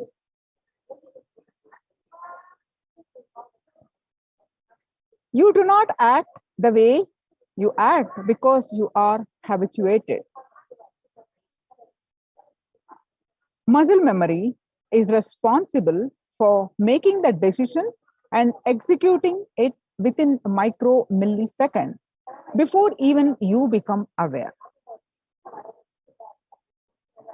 Whenever the negative thoughts which are against the yoga, the purpose of your life happens in you, analyze, understand, take the thought to its logical conclusion, and create the opposite understanding, means the right understanding for the purpose of your life, and raise the coherence of your system to its highest possible peak. Violence is anti-yoga against yoga. When you have the thought of violence, how to bring the pratipaksha bhavana? That means get yourself back to non-violence and not to allow the violence to get rooted in you. Remembering, oh, violence will bring suffering and it will bring ignorance. I should not allow it. That is the right way of living yama and niyama. Having confidence over your understanding and executing that understanding very strongly. The word confidence means courage to live and execute the truth you intellectually grasp. Pratipaksha bhavana, meaning inability to create the contrary thoughts to negativity and destroy negativity, will allow negativity to grow in you. Once the negativity grabs you over, your life is hell. You are done. Literally, you are done. Whenever negativity arises in you, don't give up. Don't flow with it. Don't go with it. Again and again and again, stand up still. Please feel confidence. Ramana Maharshi says very beautifully that Ambula Kalvara Agattinil Pugumbudu Agattinilayo Arunachala. O Lord, when my five senses entered my house to rob me, where were you? Were you not in my inner space? So, when the negativity enters to rob you, immediately bring the security, the right understanding, right attitude against the negativity. Timing is very important. Timing immediately responding to your negativity. Catch the thief in right moment. The fear is nothing but the projection of negativity on the future possibility. It is not necessary you need to continuously project negativity or positivity on the future possibility. Simply seeing the future possibility without projecting negativity or positivity onto it is living prarabdha. The Zen masters say, even what you think is wrong, if it is done by a wise man, an enlightened being, accept it, it is good for you. The science gifted to humanity, this science gifted to humanity by the Supreme Pontiff of Hinduism on 17th December 2020.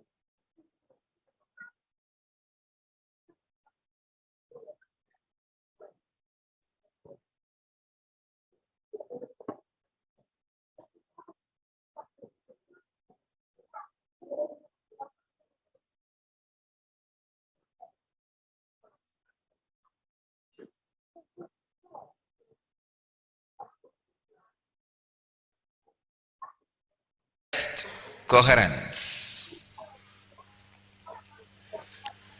You will be surprised. Today's sutra is the longest sutra in the whole Patanjali Yoga Sutras. Patanjali never utters more than 5 or 6 words in one sutra, maximum 5 or 6. Sometimes just 2 words, one sutra. Even there is one sutra, only 1 word. Here, he gives a full, long 2 lines. Can say almost with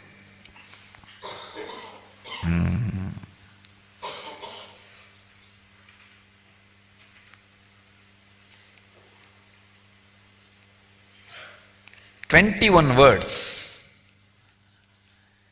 Then understand the importance Patanjali is trying to give for this technique. I'll read the sutra and try to express the truth expressed in this sutra, embedded in this sutra. This is the 85th sutra of Patanjali in chapter 2, 34th verse. Vidarkaha himsaha adayaha krita karita anumodita lopa krodha moha purvaka mrutu madhya adimatra dukkha ajnana ananta phala idi pratipaksha bhavanam.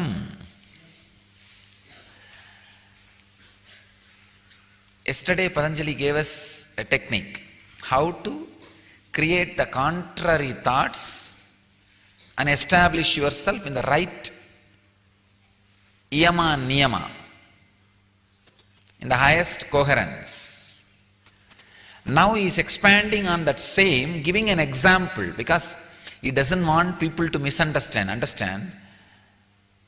This sutra can be very easily misunderstood. So he is giving us an example so that we don't misunderstand. We don't miss it, because just missing this one sutra, you may miss the whole spiritual practice.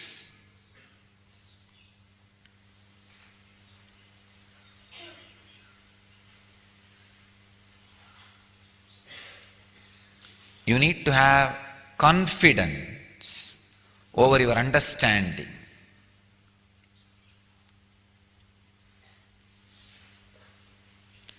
Vivekananda translates this sutra as, the obstructions to yoga are killing, falsehood, and so forth, whether committed, caused, or approved, either to avarice, or anger, or ignorance, whether slight, middling, or great, they result in infinite ignorance and misery.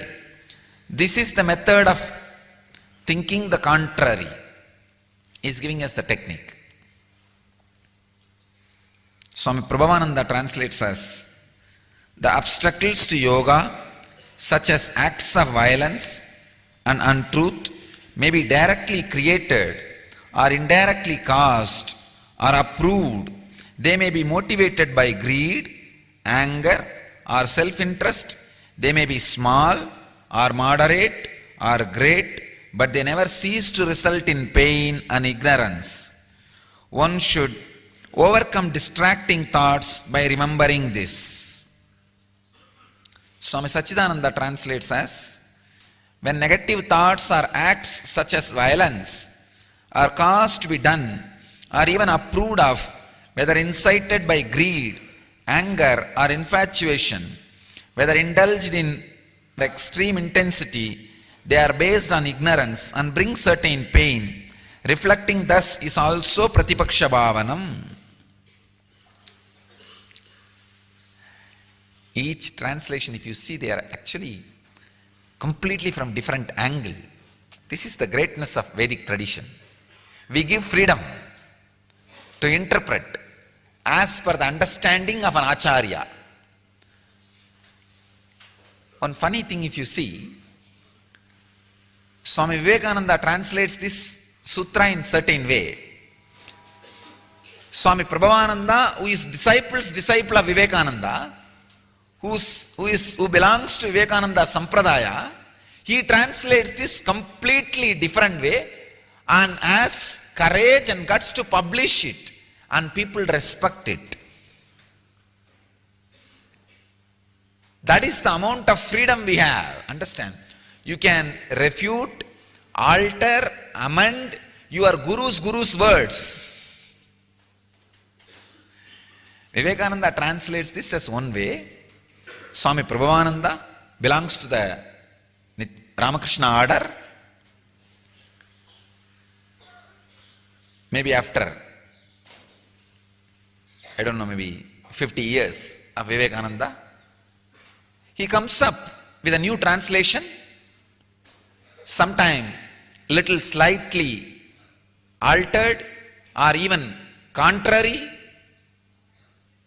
The greatness is, his translation is also accepted.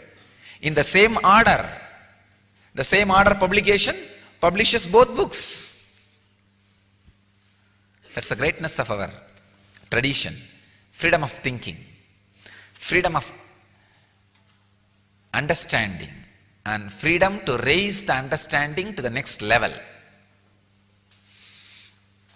I'll try to express as I experienced this sutra. Vidarka himsadaya krita karitanumodita lopa krodha moga purvaka mrutu madhyadimatra dukkha jnananta phala iti pratipaksha bhavanam.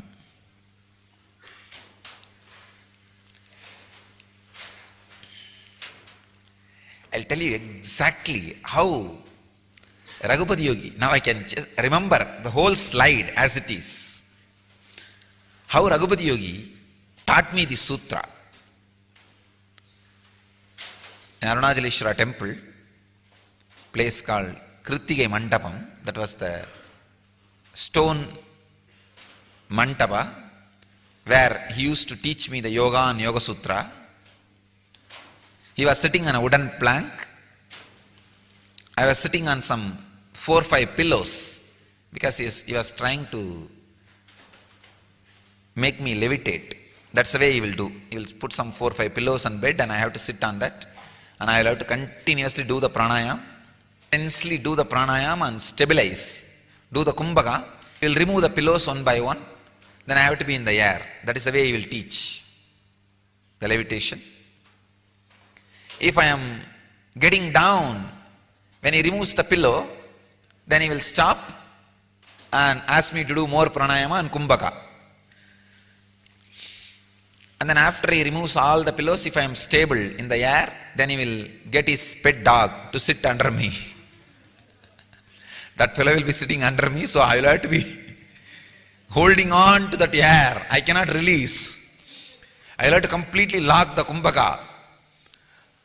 Because if I release, I will fall on the ground and I will fall on that fellow and that fellow will bite me. So I will have to be just holding on. Or even if I land, I have to land in a very slow way. Very slowly, in a very subtle way, I have to release the air. Not even through the nose. I have to release the air through the kurma nadi. Means such sensitive prana. Through the middle fingers, I have to release the air. Only then you can land very smoothly. If you release the air through the nostril itself, you will just fall. Because nostril is a too big hole. So that has to be locked. The releasing has to happen through the kurma nadi. Means subtle prana. Actually, when it is released, it is not called prana. It is called apana. the air which leaves your system other than the nostril holes is called apana. Through any part, if it leaves your system, it is apana. So, slowly I have to release and then land on the, I have to balance and land on the dog so that he doesn't bite me. So I was sitting on 4 or 5 pillows, and he had an old book in which the Sanskrit sutra will be there and Tamil translation will be there.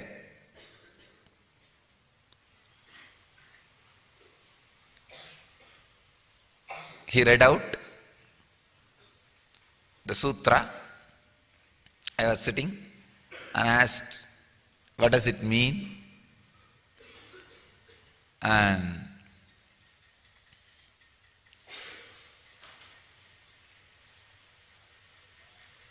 let me exactly tell you in Tamil, then I'll translate, because it's a அது ஒண்ணுமில்லடா. Exactly, I'll repeat the word. ஒரு எண்ணம் வரும் பொழுது செய்யணும் அப்படின்னு தோன்றதுக்கு பதிலா இது மாத்தா வச்சா, இது மாத்துனா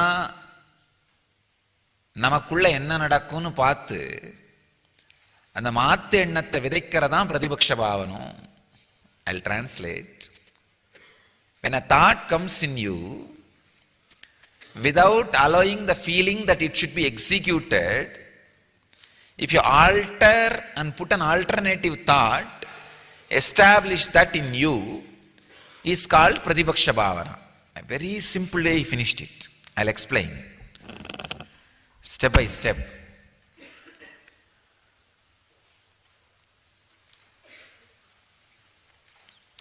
This is a one technique, one process which you can practice whole day. This process only can change your muscle memory. Understand? If you unclutch, practice unclutching, your mind will be transformed. If you practice yoga, your body will be transformed. So each technique transforms some part of you. This is the only technique which can transform your muscle memory. Muscle memory means the part which makes the decision spontaneously to do any act and complete of it.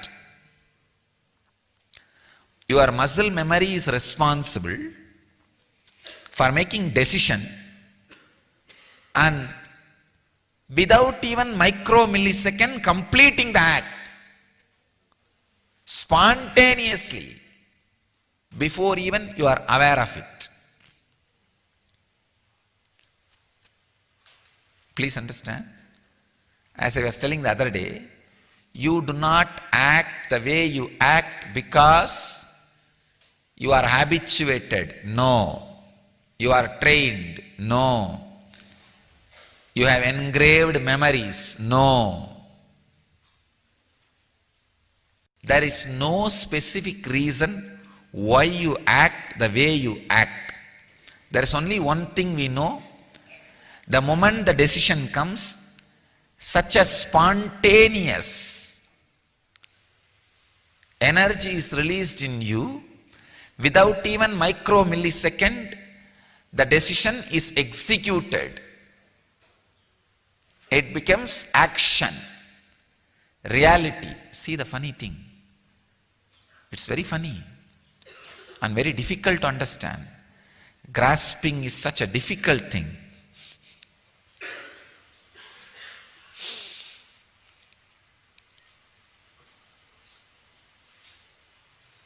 So unless you understand the source of this, it's practically impossible for you to alter. Muscle memory is responsible for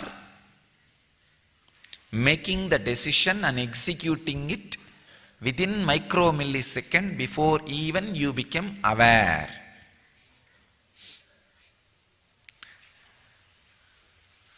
Such dangerous thing, you see. So the muscle memory need to be attended. This is the only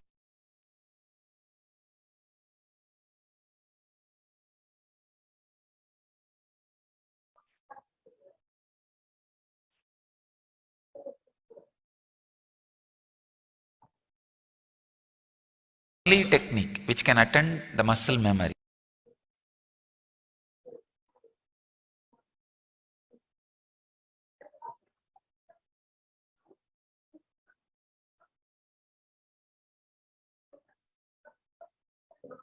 Yes, now let us do few exercises. Look into yourself and see where you close the doors for possibility. Sometimes learning a new language or learning something as swimming or cooking are things as grooming yourself, as simple as that. Look in where you close the doors for possibility.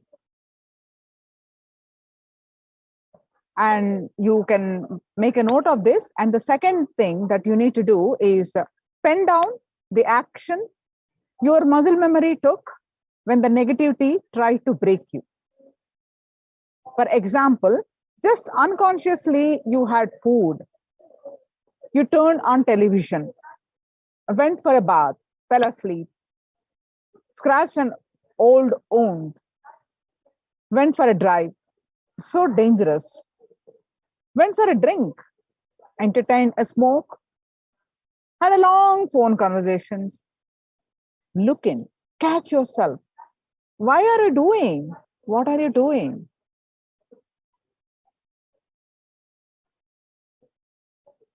Let's break this negativity. I gave you some examples. Just pick up one action and look back in that exact moment. What was going through you? What emotion were you feeling? What words were you using for yourself? For example, it won't happen now. I missed deadline. I'm done. How often do you use these words for yourself? For example, when I do not meet my expectations, look in, catch yourself. Why are you doing then and there?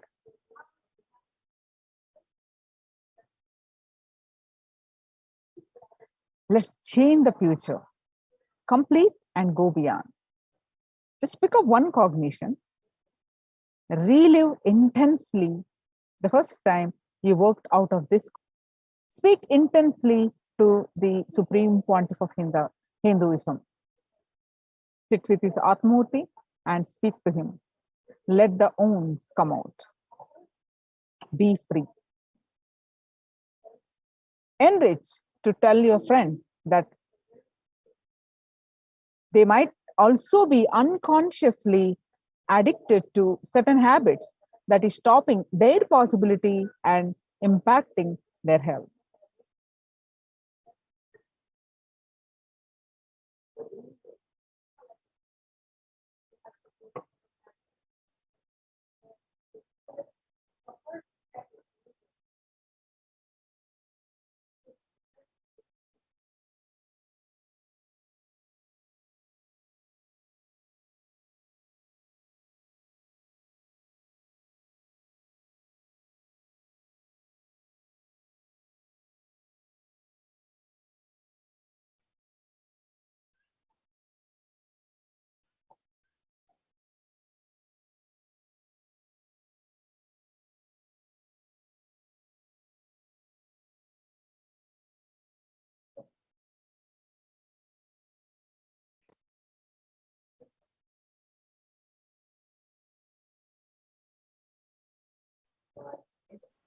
So now with that, let us see the various offerings we can make to offer to Devi Durga, Devi Parashakti.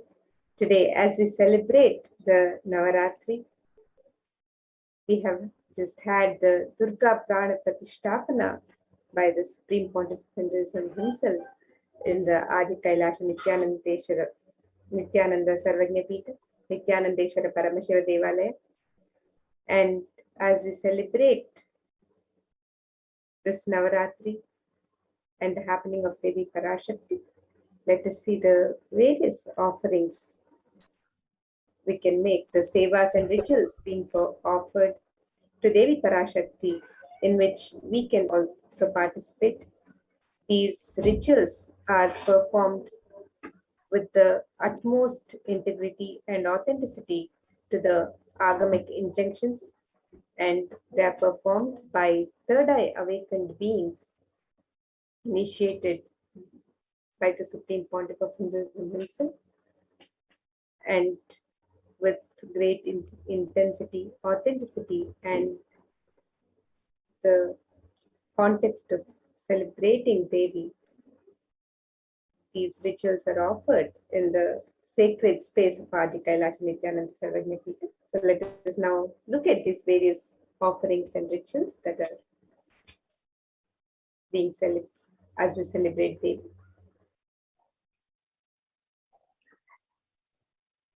So Devi is being celebrated in her various manifestations on each day of Navaratri.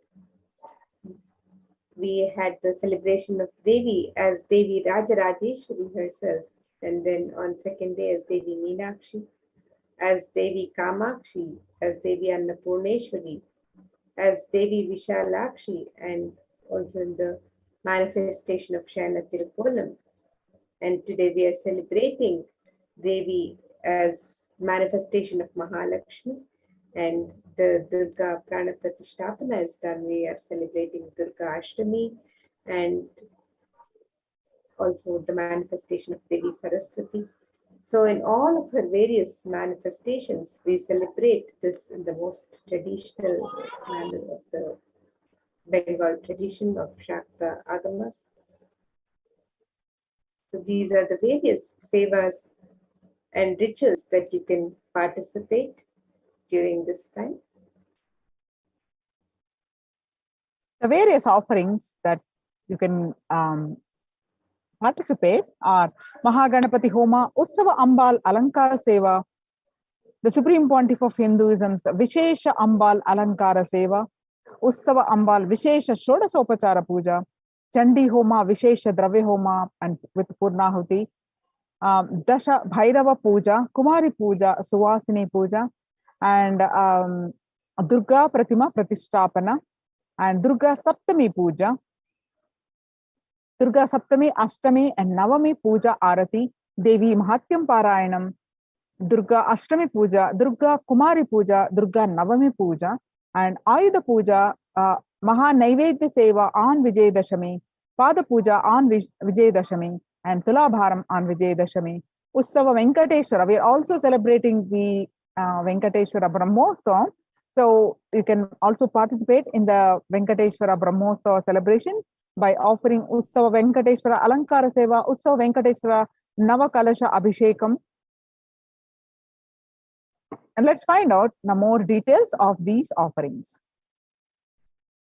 So the Alankara Seva is offered to the various deities that we celebrate during these Navaratri and Brahmotsavam. Alankara means decoration and also that which causes the deep sense of fulfillment. Alamkara, alamkaroti iti alankara. So the Alankara Seva can be offered to the various deities, and this Seva is listed on the website www.kailasamailer.com/sevas, and you can sign up for any of the sevas and offerings on the website. The cost of this seva is $508. Next is the Utsava Ambal Alankara Seva. Every day, the Utsava Murti of Parashakti is decorated in her various different manifestations. Offering of the Alankara Seva to the deity of Parashakti bestows the deep fulfillment in life, thereby taking us closer to the Guru who liberates us from the cycle of birth and death. Utsava Ambal Alankara Seva is cost is $508.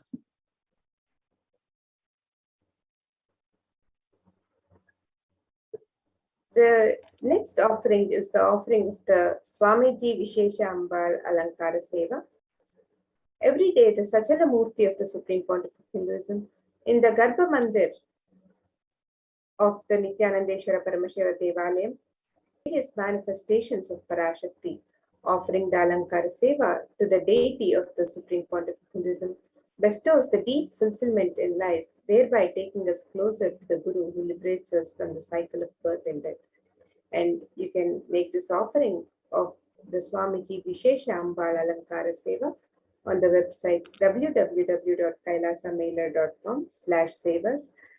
And during this time of Navaratri, Devi Paramashakti herself in the Devi Mahatmyam portion of the Markandeya Purana gives this boon to all the beings. She says, Ittam yada yada badha danavodha bhavishyati tada tada vatiryaham karishyamyari sankshayam. The translation for this verse: whenever trouble arises due to the advent of the demons, I shall incarnate and destroy the foes. So this is Devi Durga's commitment to all the beings on planet Earth. This is her commitment, Devi Paramashakti's commitment to all the beings. So as we celebrate her this Navaratri, let us see the various other sevas and rituals that you can offer and participate. The Ussava Ambal Vishesha Shodashopachara Puja. The Ussavamurti of Parashakti is decorated in her various manifestations and is worshipped with 16 offerings that are favorite to Parashakti. As part of it, a simple Samputika Archana will be offered with the 108 names of her manifestations describing her divine qualities. Samputika Karana is a unique to the Shakta Sampradaya where two mantras are merged together to offer worship. A select verse from the Devi Mahatyam will be merged with the 108 names and the Archana is done. So the Ussava Ambal Vishesha Sodashopachara Puja is $1,008 US. The next seva is the Chandi Homa, Vishesha Dravya Homa and Purnahuti, which is offered every day of this Navaratri. And chanting of the Sanskrit mantras brings about the latent powers that exist within us. The Sanskrit mantras, when chanted by the power manifestors, the Dvijas, those who are reborn from the Shaktipada of Paramashiva, they manifest intense life-positive blessings, literally clearing the air through the fire ritual. We have to have the cosmic permission to invoke Chandika Parameshwari in the Agni and worship her while chanting the Devi Mahatmyam. The fire ritual demands the japam or incantation or chanting of Devi Mahatmyam to be repeated 10 times to bring a cosmic allowance to invoke the Chandi Devi in the Agni.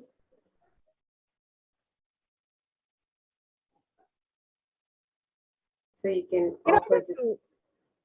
In order to do oblations to Chandi Agni for the 700 verses of Devi Mahatyam, the repetition of the chanting of 700 verses should happen 10 times.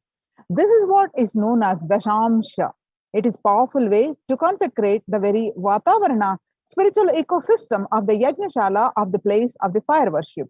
The group will be chanting 10 times the repetition of Devi Mahatyam in the Yajnashala before the sacred water pot within which Chandika Parameshwari is invoked. The veneration can bring life-positive effects to anyone who hears these sacred shlokas. And the Savarnas, the surrounding energies, the Devatas and Shaletis of Chandika Parameshwari are invoked in numerous water pots surrounding the Pradhana main Kalasha of Chandika Parameshwari. The Yagashala is described in the scripture to be in a 9x9 grid format, which has the Pradhana Kalasha as the central square of the Mandala grid. The Toranam represents the 4 Vedas protecting the Yagashala for negative energies to be warded off. The 4 Vedas are the most life-positive vibrations that create a protective environment. Each Veda is involved in a firewall. The Toranam is a garland of leaves from select trees prescribed by the Agamas. The occurrence of banyan, people, ati, and purusu in scripture is always associated with auspiciousness. Trees grow in a particular environment. That ecosystem is not just including physical features of soil habitation, but also the very spiritual energies that exist in that particular environment. These four trees create an extremely spiritual and peaceful canopy to the beings who live under them. The leaves from these spiritual charged faces can hold positive thought currents that powerfully ripple. When enhanced with the Veda mantras, they further energize the Vatavarana. So the Chandi Homa, the cost is the $5,000 US. And the Vishesha Dravya Homa is the offering of all the Sattvika Guna foods into the Agni Kunda. The gods of Brahma, Vishnu, Rudra and Ananta are invoked within the Agni Kunda. The Agni Kunda's top is said to be the very mouth of the gods, while the pit below is the stomach of the gods. In the Vishesha Dravya Homa, various fruits, cooked rice, the coconut is offered as it represents the head of the Devata. And finally, the Annam is adorned with clothing and flower garlands and is worshipped as the embodiment of the Devata. So the Chandi Homa, the Vishesha Dravya Homa and Purnahuti rituals are performed every day of this Navaratri in the sacred kshetra of Adi Kailasha Nithyananda Sarvanya Pita at the Nithyanandeshwara Paramashiva Devalaya, and you can make this sacred offering, this sacred ritual. You can participate in this sacred ritual by registering on the website www.kailasamailer.com/sevas.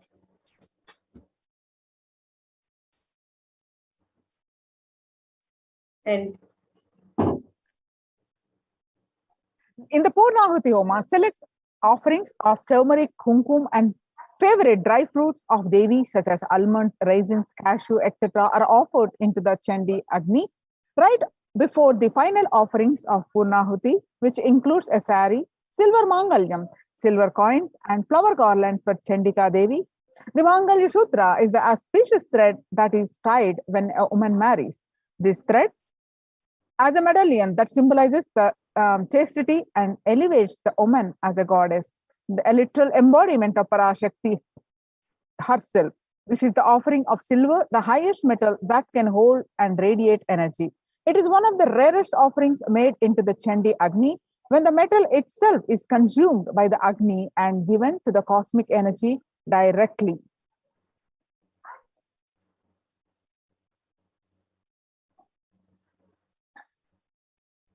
And the various benefits of performing the Chandi Homa is described in the Devi Mahatmyam.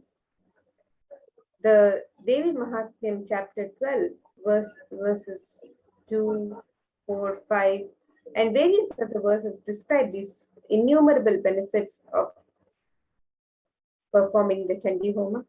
And these verses describe that it can bestow the blessings of removal of all problems, avoiding all untoward happenings in life, avoiding bad happenings, poverty, separation from beloved ones, removal of fear from enemies, robbers and kings, weapons, fire and flood, saves from all epidemic calamities and all natural calamities. And without doubt, all troubles will be removed by Devi if this Homa is done during the Navaratri. The participant will be blessed with riches, grains, and children. One becomes fearless. Enemies perish, welfare accrues, and the family rejoices. And all of these benefits are extolled in the Devi Mahatmya. The ill effects of the bad dreams and negative influences of planets are removed. From the Devi Mahatmyam, chapter 12, verse 16. Planets turn favorite and results of good dreams manifest. And again, Devi Mahatmyam, chapter 12, verse 17. And Devi, verse 18 says, completion manifests in between human beings. And the verse 20 meaning is, from the chapter 12, the presence of all evil spirits are driven away. And all the world pleasures that are sought manifest, and also the supreme union with the cosmic mother happens. One becomes Siddha, the enlightened.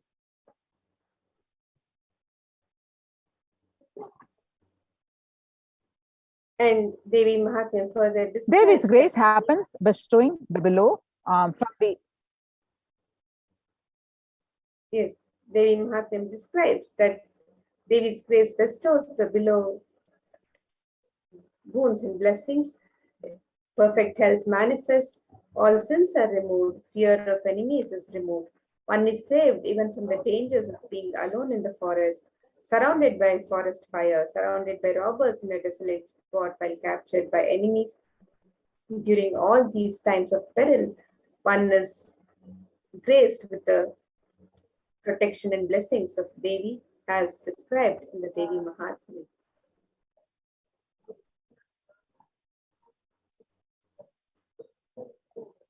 One is saved even from the dangers and protected by Devi, who chased by a lion or tiger, when chased by a wild elephant in the forest, when one is the target of order of a wrathful king, when one is sentenced to death and one is imprisoned, when one is tossed about the boat by a tempest in the ocean, and one is the most terrible battle under the shower of weapons and all dreadful troubles.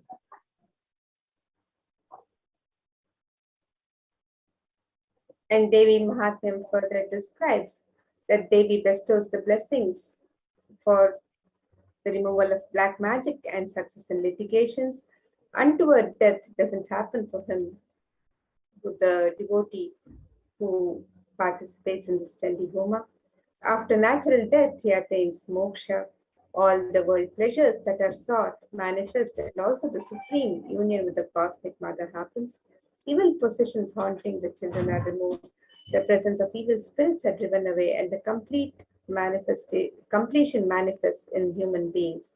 So these are the various benefits described in the Devi Mahatmya with the sacred ritual of Chandi Homa.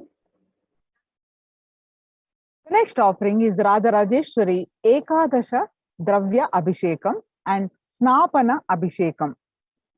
This is a very special offering where, as per the Shakta Agamas, 11 types of dravyams of Abhishekam items such as the rice flour, turmeric powder, Jaladravya powder, Panchamritam, milk, curd, ghee, honey, sugarcane juice, fruit juice, tender coconut water, and Gandha Jalam will be offered to the Moolavar Rajarajeshwari in the Nithyanandeshwara Paramashiva Devalayam.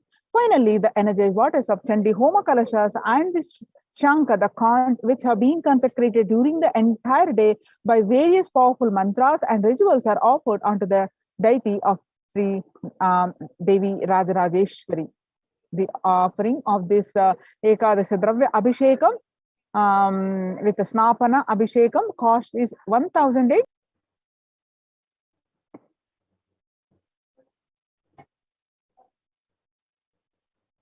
And another sacred ritual that is performed during these days of Navaratri is the Kumari Puja, the Dashabhairava Puja, and the Suhasini Puja. This is the rarest of rituals when Devi Parashakti is immoved in living persons and worshipped through the initiation and blessings of the Supreme Pontiff of Hinduism. The 9 forms of Devi manifest in the women and the children present for the puja, and they accept our offerings and worship. Hinduism is a religion where everything is auspicious and is an embodiment of Parashakti. When one witnesses the worship of a physical body which is radiating Parashakti herself, the highest auspicious thought currents that occur in that person will be mirrored in our brain as well. A heightened feeling of connection to Devi Parashakti will manifest when we see her in a physical form receiving our worship as Parashakti. The next offering is Kumari Puja, Dashabhairava Puja, Suhasini Puja. Kumari Puja is the children are the pure manifestations of Parashakti, with an innocent powerfulness through which the divine can be glimpsed. Parashakti's own extensions are Kumaris. Dashabhairava Puja, this puja is offered to young boys who are blessed by and initiated by the Supreme Pontiff of Hinduism to radiate powerful manifestations of Parashakti of Dashabhairavas. The Suhasini Puja Married women who are initiates of the Supreme Pontiff of Hinduism sit at the form as forms of Parashakti. This unique revival of worship is one of the rarest where Parashakti is actualized and embodied and represent an actual physical body of Suvasini. As Supreme Pontiff of Hinduism says, women are an embodiment of Parashakti.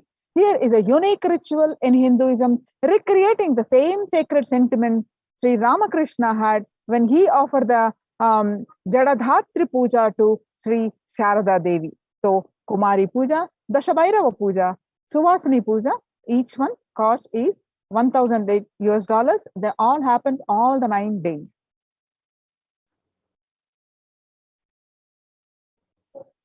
And the next sacred ritual is the Durga Pratima Prana Pratisthapana, which you have just witnessed. A few hours ago, the Supreme Pontiff of Hinduism himself has done the Prana Pratishtha of the Durga Pratima in the HDH Nithyananda Paramashivam. And this sacred ritual, the Kularnava Tantra, describes in detail the worship of Durga Devi, which is made out of clay. And the Agamic injunctions prescribe details on the way the clay should be procured. They describe exactly from which land the mud should be procured.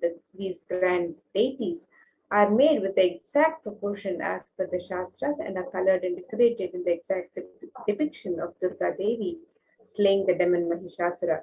This deity is an icon of Hindu feminism, where the cosmic mother, the cosmic feminine, vanquishes the mass negativity. And tremendous amount of energy lands when the Durga Devi receives Prana Pratishtapana by the Supreme Pontiff of Hinduism, Swamiji himself. And this sacred ritual has been performed in the land, in the Kshetra of Adi Kailash, just a few hours ago by the Supreme Pontiff of Hinduism himself. The next is the Durga Saptami Puja. The tradition of Durga Puja is an ancient way of anyone to receive the grace and blessings of Paramashakti when she manifests powerfully in the cosmos during the nights of Navaratri. The Durga Puja is described in the Kularnava Tantra and it is done with the great pride and devotion in the traditions of Bengal. The Durga Puja is an elaborate and intimate ritual where Bhagavati Durga graces and is worshipped with all the best of the best offerings described in the Agamas.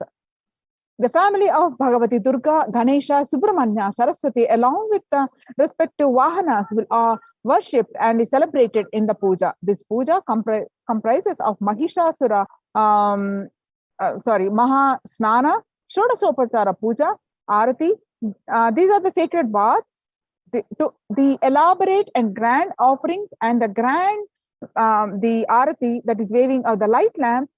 This puja is described in such detail and done preparing all year. The Durga Saptami Puja, the cost is $1,008.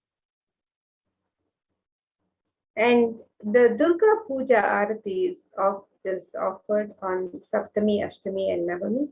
The offering of the Deepa Radhana is the offering of the flames and various covered lamps. The Gopura Arati is numbered, representing the 108 different nadis or energy centers in one's body.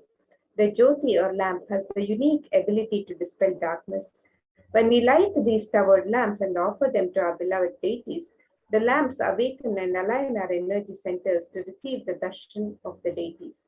The upliftment of our energies and senses through combination of lit lamps and the rhythmic ragas of Nadaswaram and Tawil take us to a surreal experience of deities darshan and transports us to the authentic experience of Kailasa's ambience. So this sacred ritual, you can sign up for this on the website www.kailasamailer.com/sevas, and the cost of this seva is $1,008.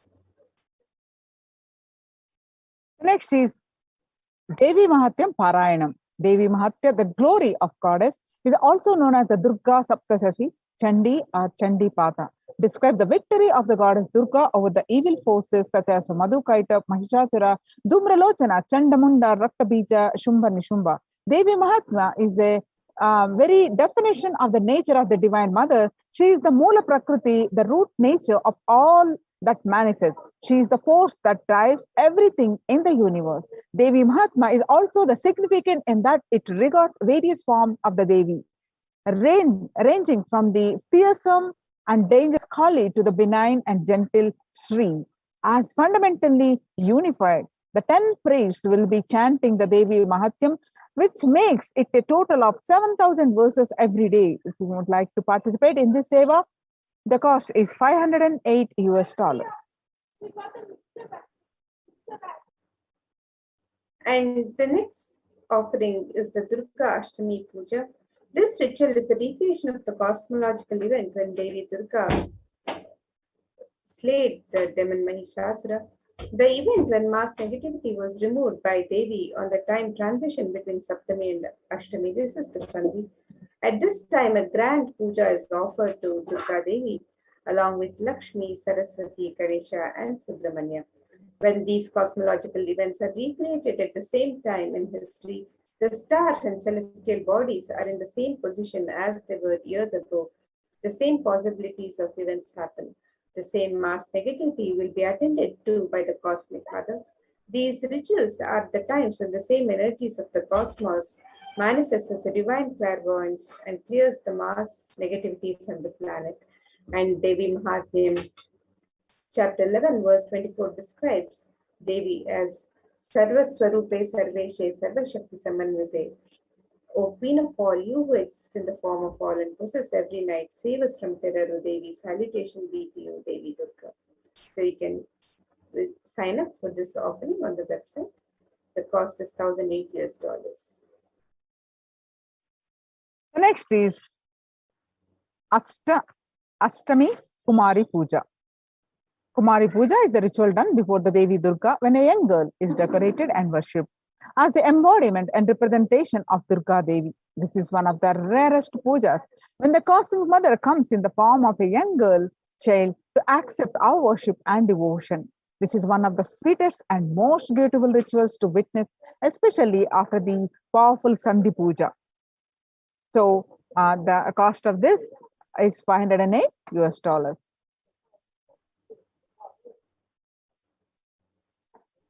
The Durga Navami Sandhi Puja and the Navami Home are offered on the Sandhi of Navami. This ritual is the recreation of the battle and victory of Durga Devi over the demons Channa and Munda, and the event when mass negativity was removed by Devi on the time transition between Ashtami and Navami. At this time, a grand puja is offered to Durga Devi along with Lakshmi, Saraswati, Ganesha, and Subramanya. The Navami Home is a unique fire ritual done before Devi Durga Pratima and chanting a unique mantra for Durga Devi, who is invoked in the form of Agni. So you can sign up for this sacred ritual on the auspicious occasion of Navami. The cost is $1,008 US. The next is Ayudha Puja. On the auspicious day of Navami or the 9th day of Navaratri, the special puja is done for all the tools, vehicles, and books. This is known as Ayudha Puja and is done in every Hindu home. All in an altar, all the cars are also washed and fresh sandalwood paste is applied on them and puja is offered. Special naivedyams and sweets are taken. This day, Paramashakti, who is present in all the tools and vehicles that help our lives become smooth and efficient. This is a day of rejuvenation where when all homes are cleared and all the corners of the homes and all the doors are refreshed with fresh incense and sandalwood paste. The Ayudha Puja cost is $508 US.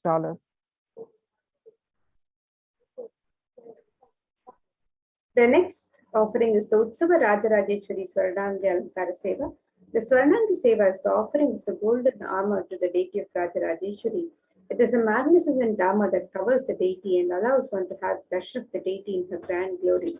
The golden kavacham is an offering of our love and gratitude to the deity of Rajarajeshwari in Kailasa's Nithyananda Paramashivam, and you can make this offering of the Utsava Rajarajeshwari Swarnangi Alankara Seva for the cost of $508 US.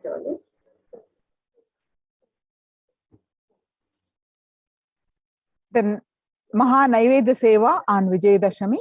On the auspicious occasion of Vijayadashami, the Annalayas of Adi Kailasa and the devotees of the Nithyanandeshwara Paramashiva Devalayam offer the Maha Naivedya Seva to our beloved Supreme Pontiff of Hinduism, Bhagwan Nithyananda Paramashivam. This grand offering is an offering of 1008 varieties of food. This celebration is an offering of our deep love and gratitude to our beloved Swamiji. We celebrate this Maha Naivedya Seva only 4 times a year. On the day of victories, the Maha Naivedya Seva is one that is the choicest offering one can make, celebrating Bhagwan's presence in our life. So offering of this Seva, Maha Naivedya Seva is $1,008. The next offering is the offering of the Pada Puja on the auspicious occasion of Vijayadashami. This verse describes the glory of the Guru. It says, Shoshanam Papa Pankashya Deepanam Gnana Tejasam Guru Padodakam Samyak Samsararnavatarakam. The meaning of this verse: the water of the Guru's feet dries up the mud of the sins, lights the fire of knowledge, and causes one to cross the ocean of worldly material life of Maya in the right way. Can make this sacred offering of the Pada Puja on the auspicious occasion of Vijayadashami, and we can offer this sacred offering to the lotus feet of our Guru, the Supreme Pontiff of Hinduism. The next offering is Tulabharam on Vijayadashami day. Tulabharam is the ritual where material donations are made to Supreme Pontiff of Hinduism against the weight of his deity. The scriptures describe various items that can be offered, from jaggery to sugar to silver and gold. Tula means scale. It is a scale where donations are made against the weight of the Supreme Pontiff of Hinduism's deity. The Tulabhara Seva is $10,008. And the next offering during this Venkateshwara Brahmotsam is the Venkateshwara Utsava Murti Alankara Seva. Offering of the Alankara Seva to the deity of Bhagwan Venkateshwara bestows deep fulfillment in life, thereby taking us closer to the Guru who liberates us from the cycle of birth and death. Every day, the Utsava Murti of Bhagwan Venkateshwara is decked in his various manifestations, gracing on various vahanas or vehicles. Venkateshwara is the Alankara Priya, the one who loves to be decorated with the finest clothing and jewelry, offering the most favorite treasures in the form of clothing and jewelry and flower garlands pleases Bhagwan Venkateshwara. And in this verse, which describes Bhagwan, it describes Sahasra Shirsham Devam Vishwaksham Vishwashambhuvam Vishwau Narayanam Devam. The translation of this verse: this universe is the eternal being, Narayana, the imperishable, the supreme, the goal, multi-headed and multi-eyed, the omnipresent, the omniscient, the resplendent, the source of delight for the whole universe. This is from the Narayana.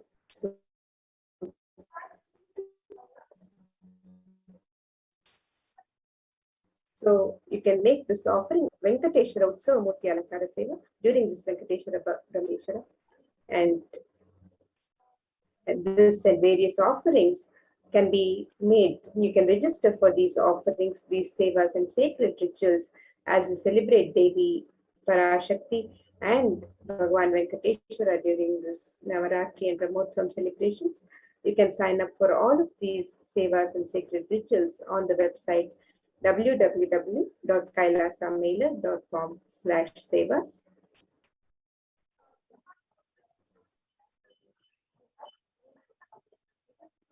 The next is the Ussava Venkateshwara Navakalasha Abhishekam. Every day afternoon, the Srivari Venkateshwara Brahmosam, the Lord of the Seven Hills, Venkateshwara Ussavam, is offered a cooling Abhishekam or sacred bath offering of a unique ingredient, which are all a favorite of Venkateshwara: Kshira, the milk, curd, ghee, honey, fruit juices, coconut water, and Chandana Jalam, Shadar Jalam, Haritra Jalam. This seva is a unique offering to please the Venkateshwara. When we offer this seva, we get the grace and blessings of Venkateshwara for healthy and prosperous relationship, health and well-being, abundance in wealth, purification from karmic baggage.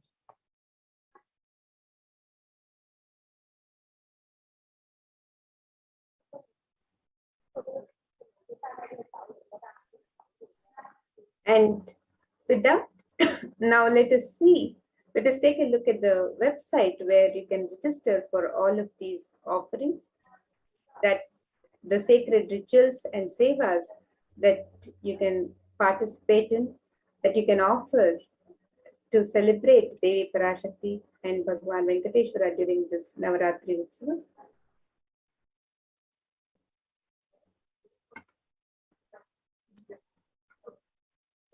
So let us now take a look at the website where we can make these offerings.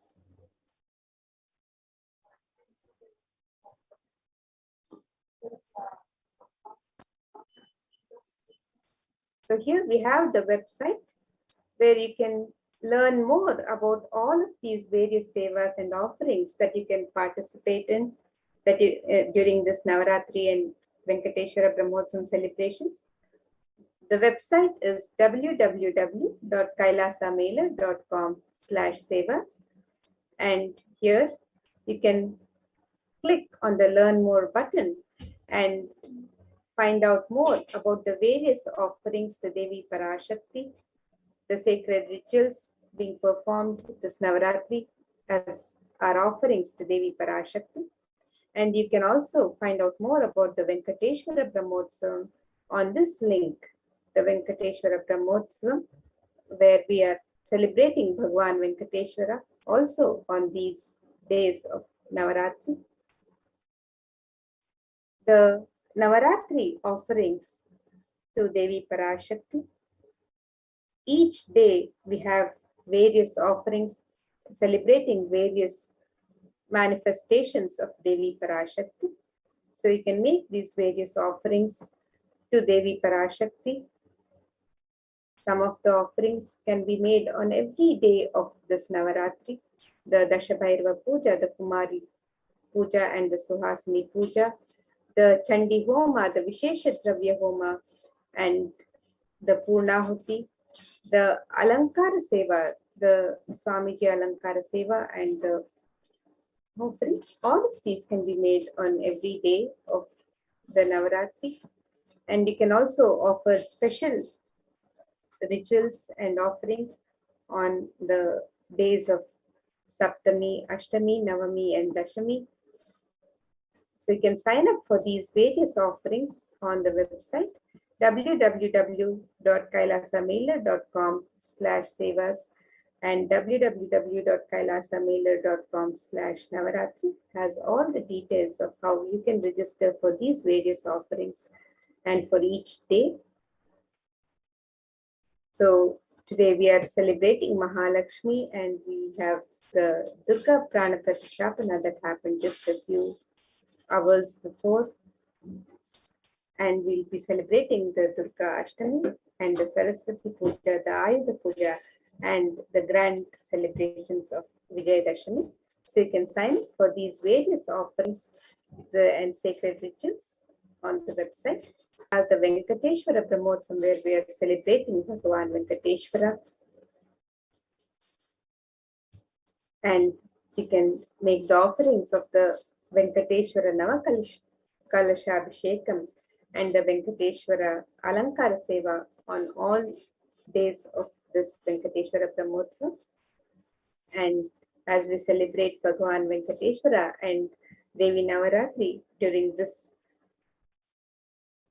grand auspicious celebrations of Dasara, we will now be moving into the next segment where we'll be witnessing the sacred rituals from the Adi Kailash Nithyananda Sarvajna Pita, the Nithyanandeshwara Paramashiva Devalaya, where all of these sacred rituals are being performed by third eye awakened beings with the utmost integrity and authenticity to the agamic injunctions.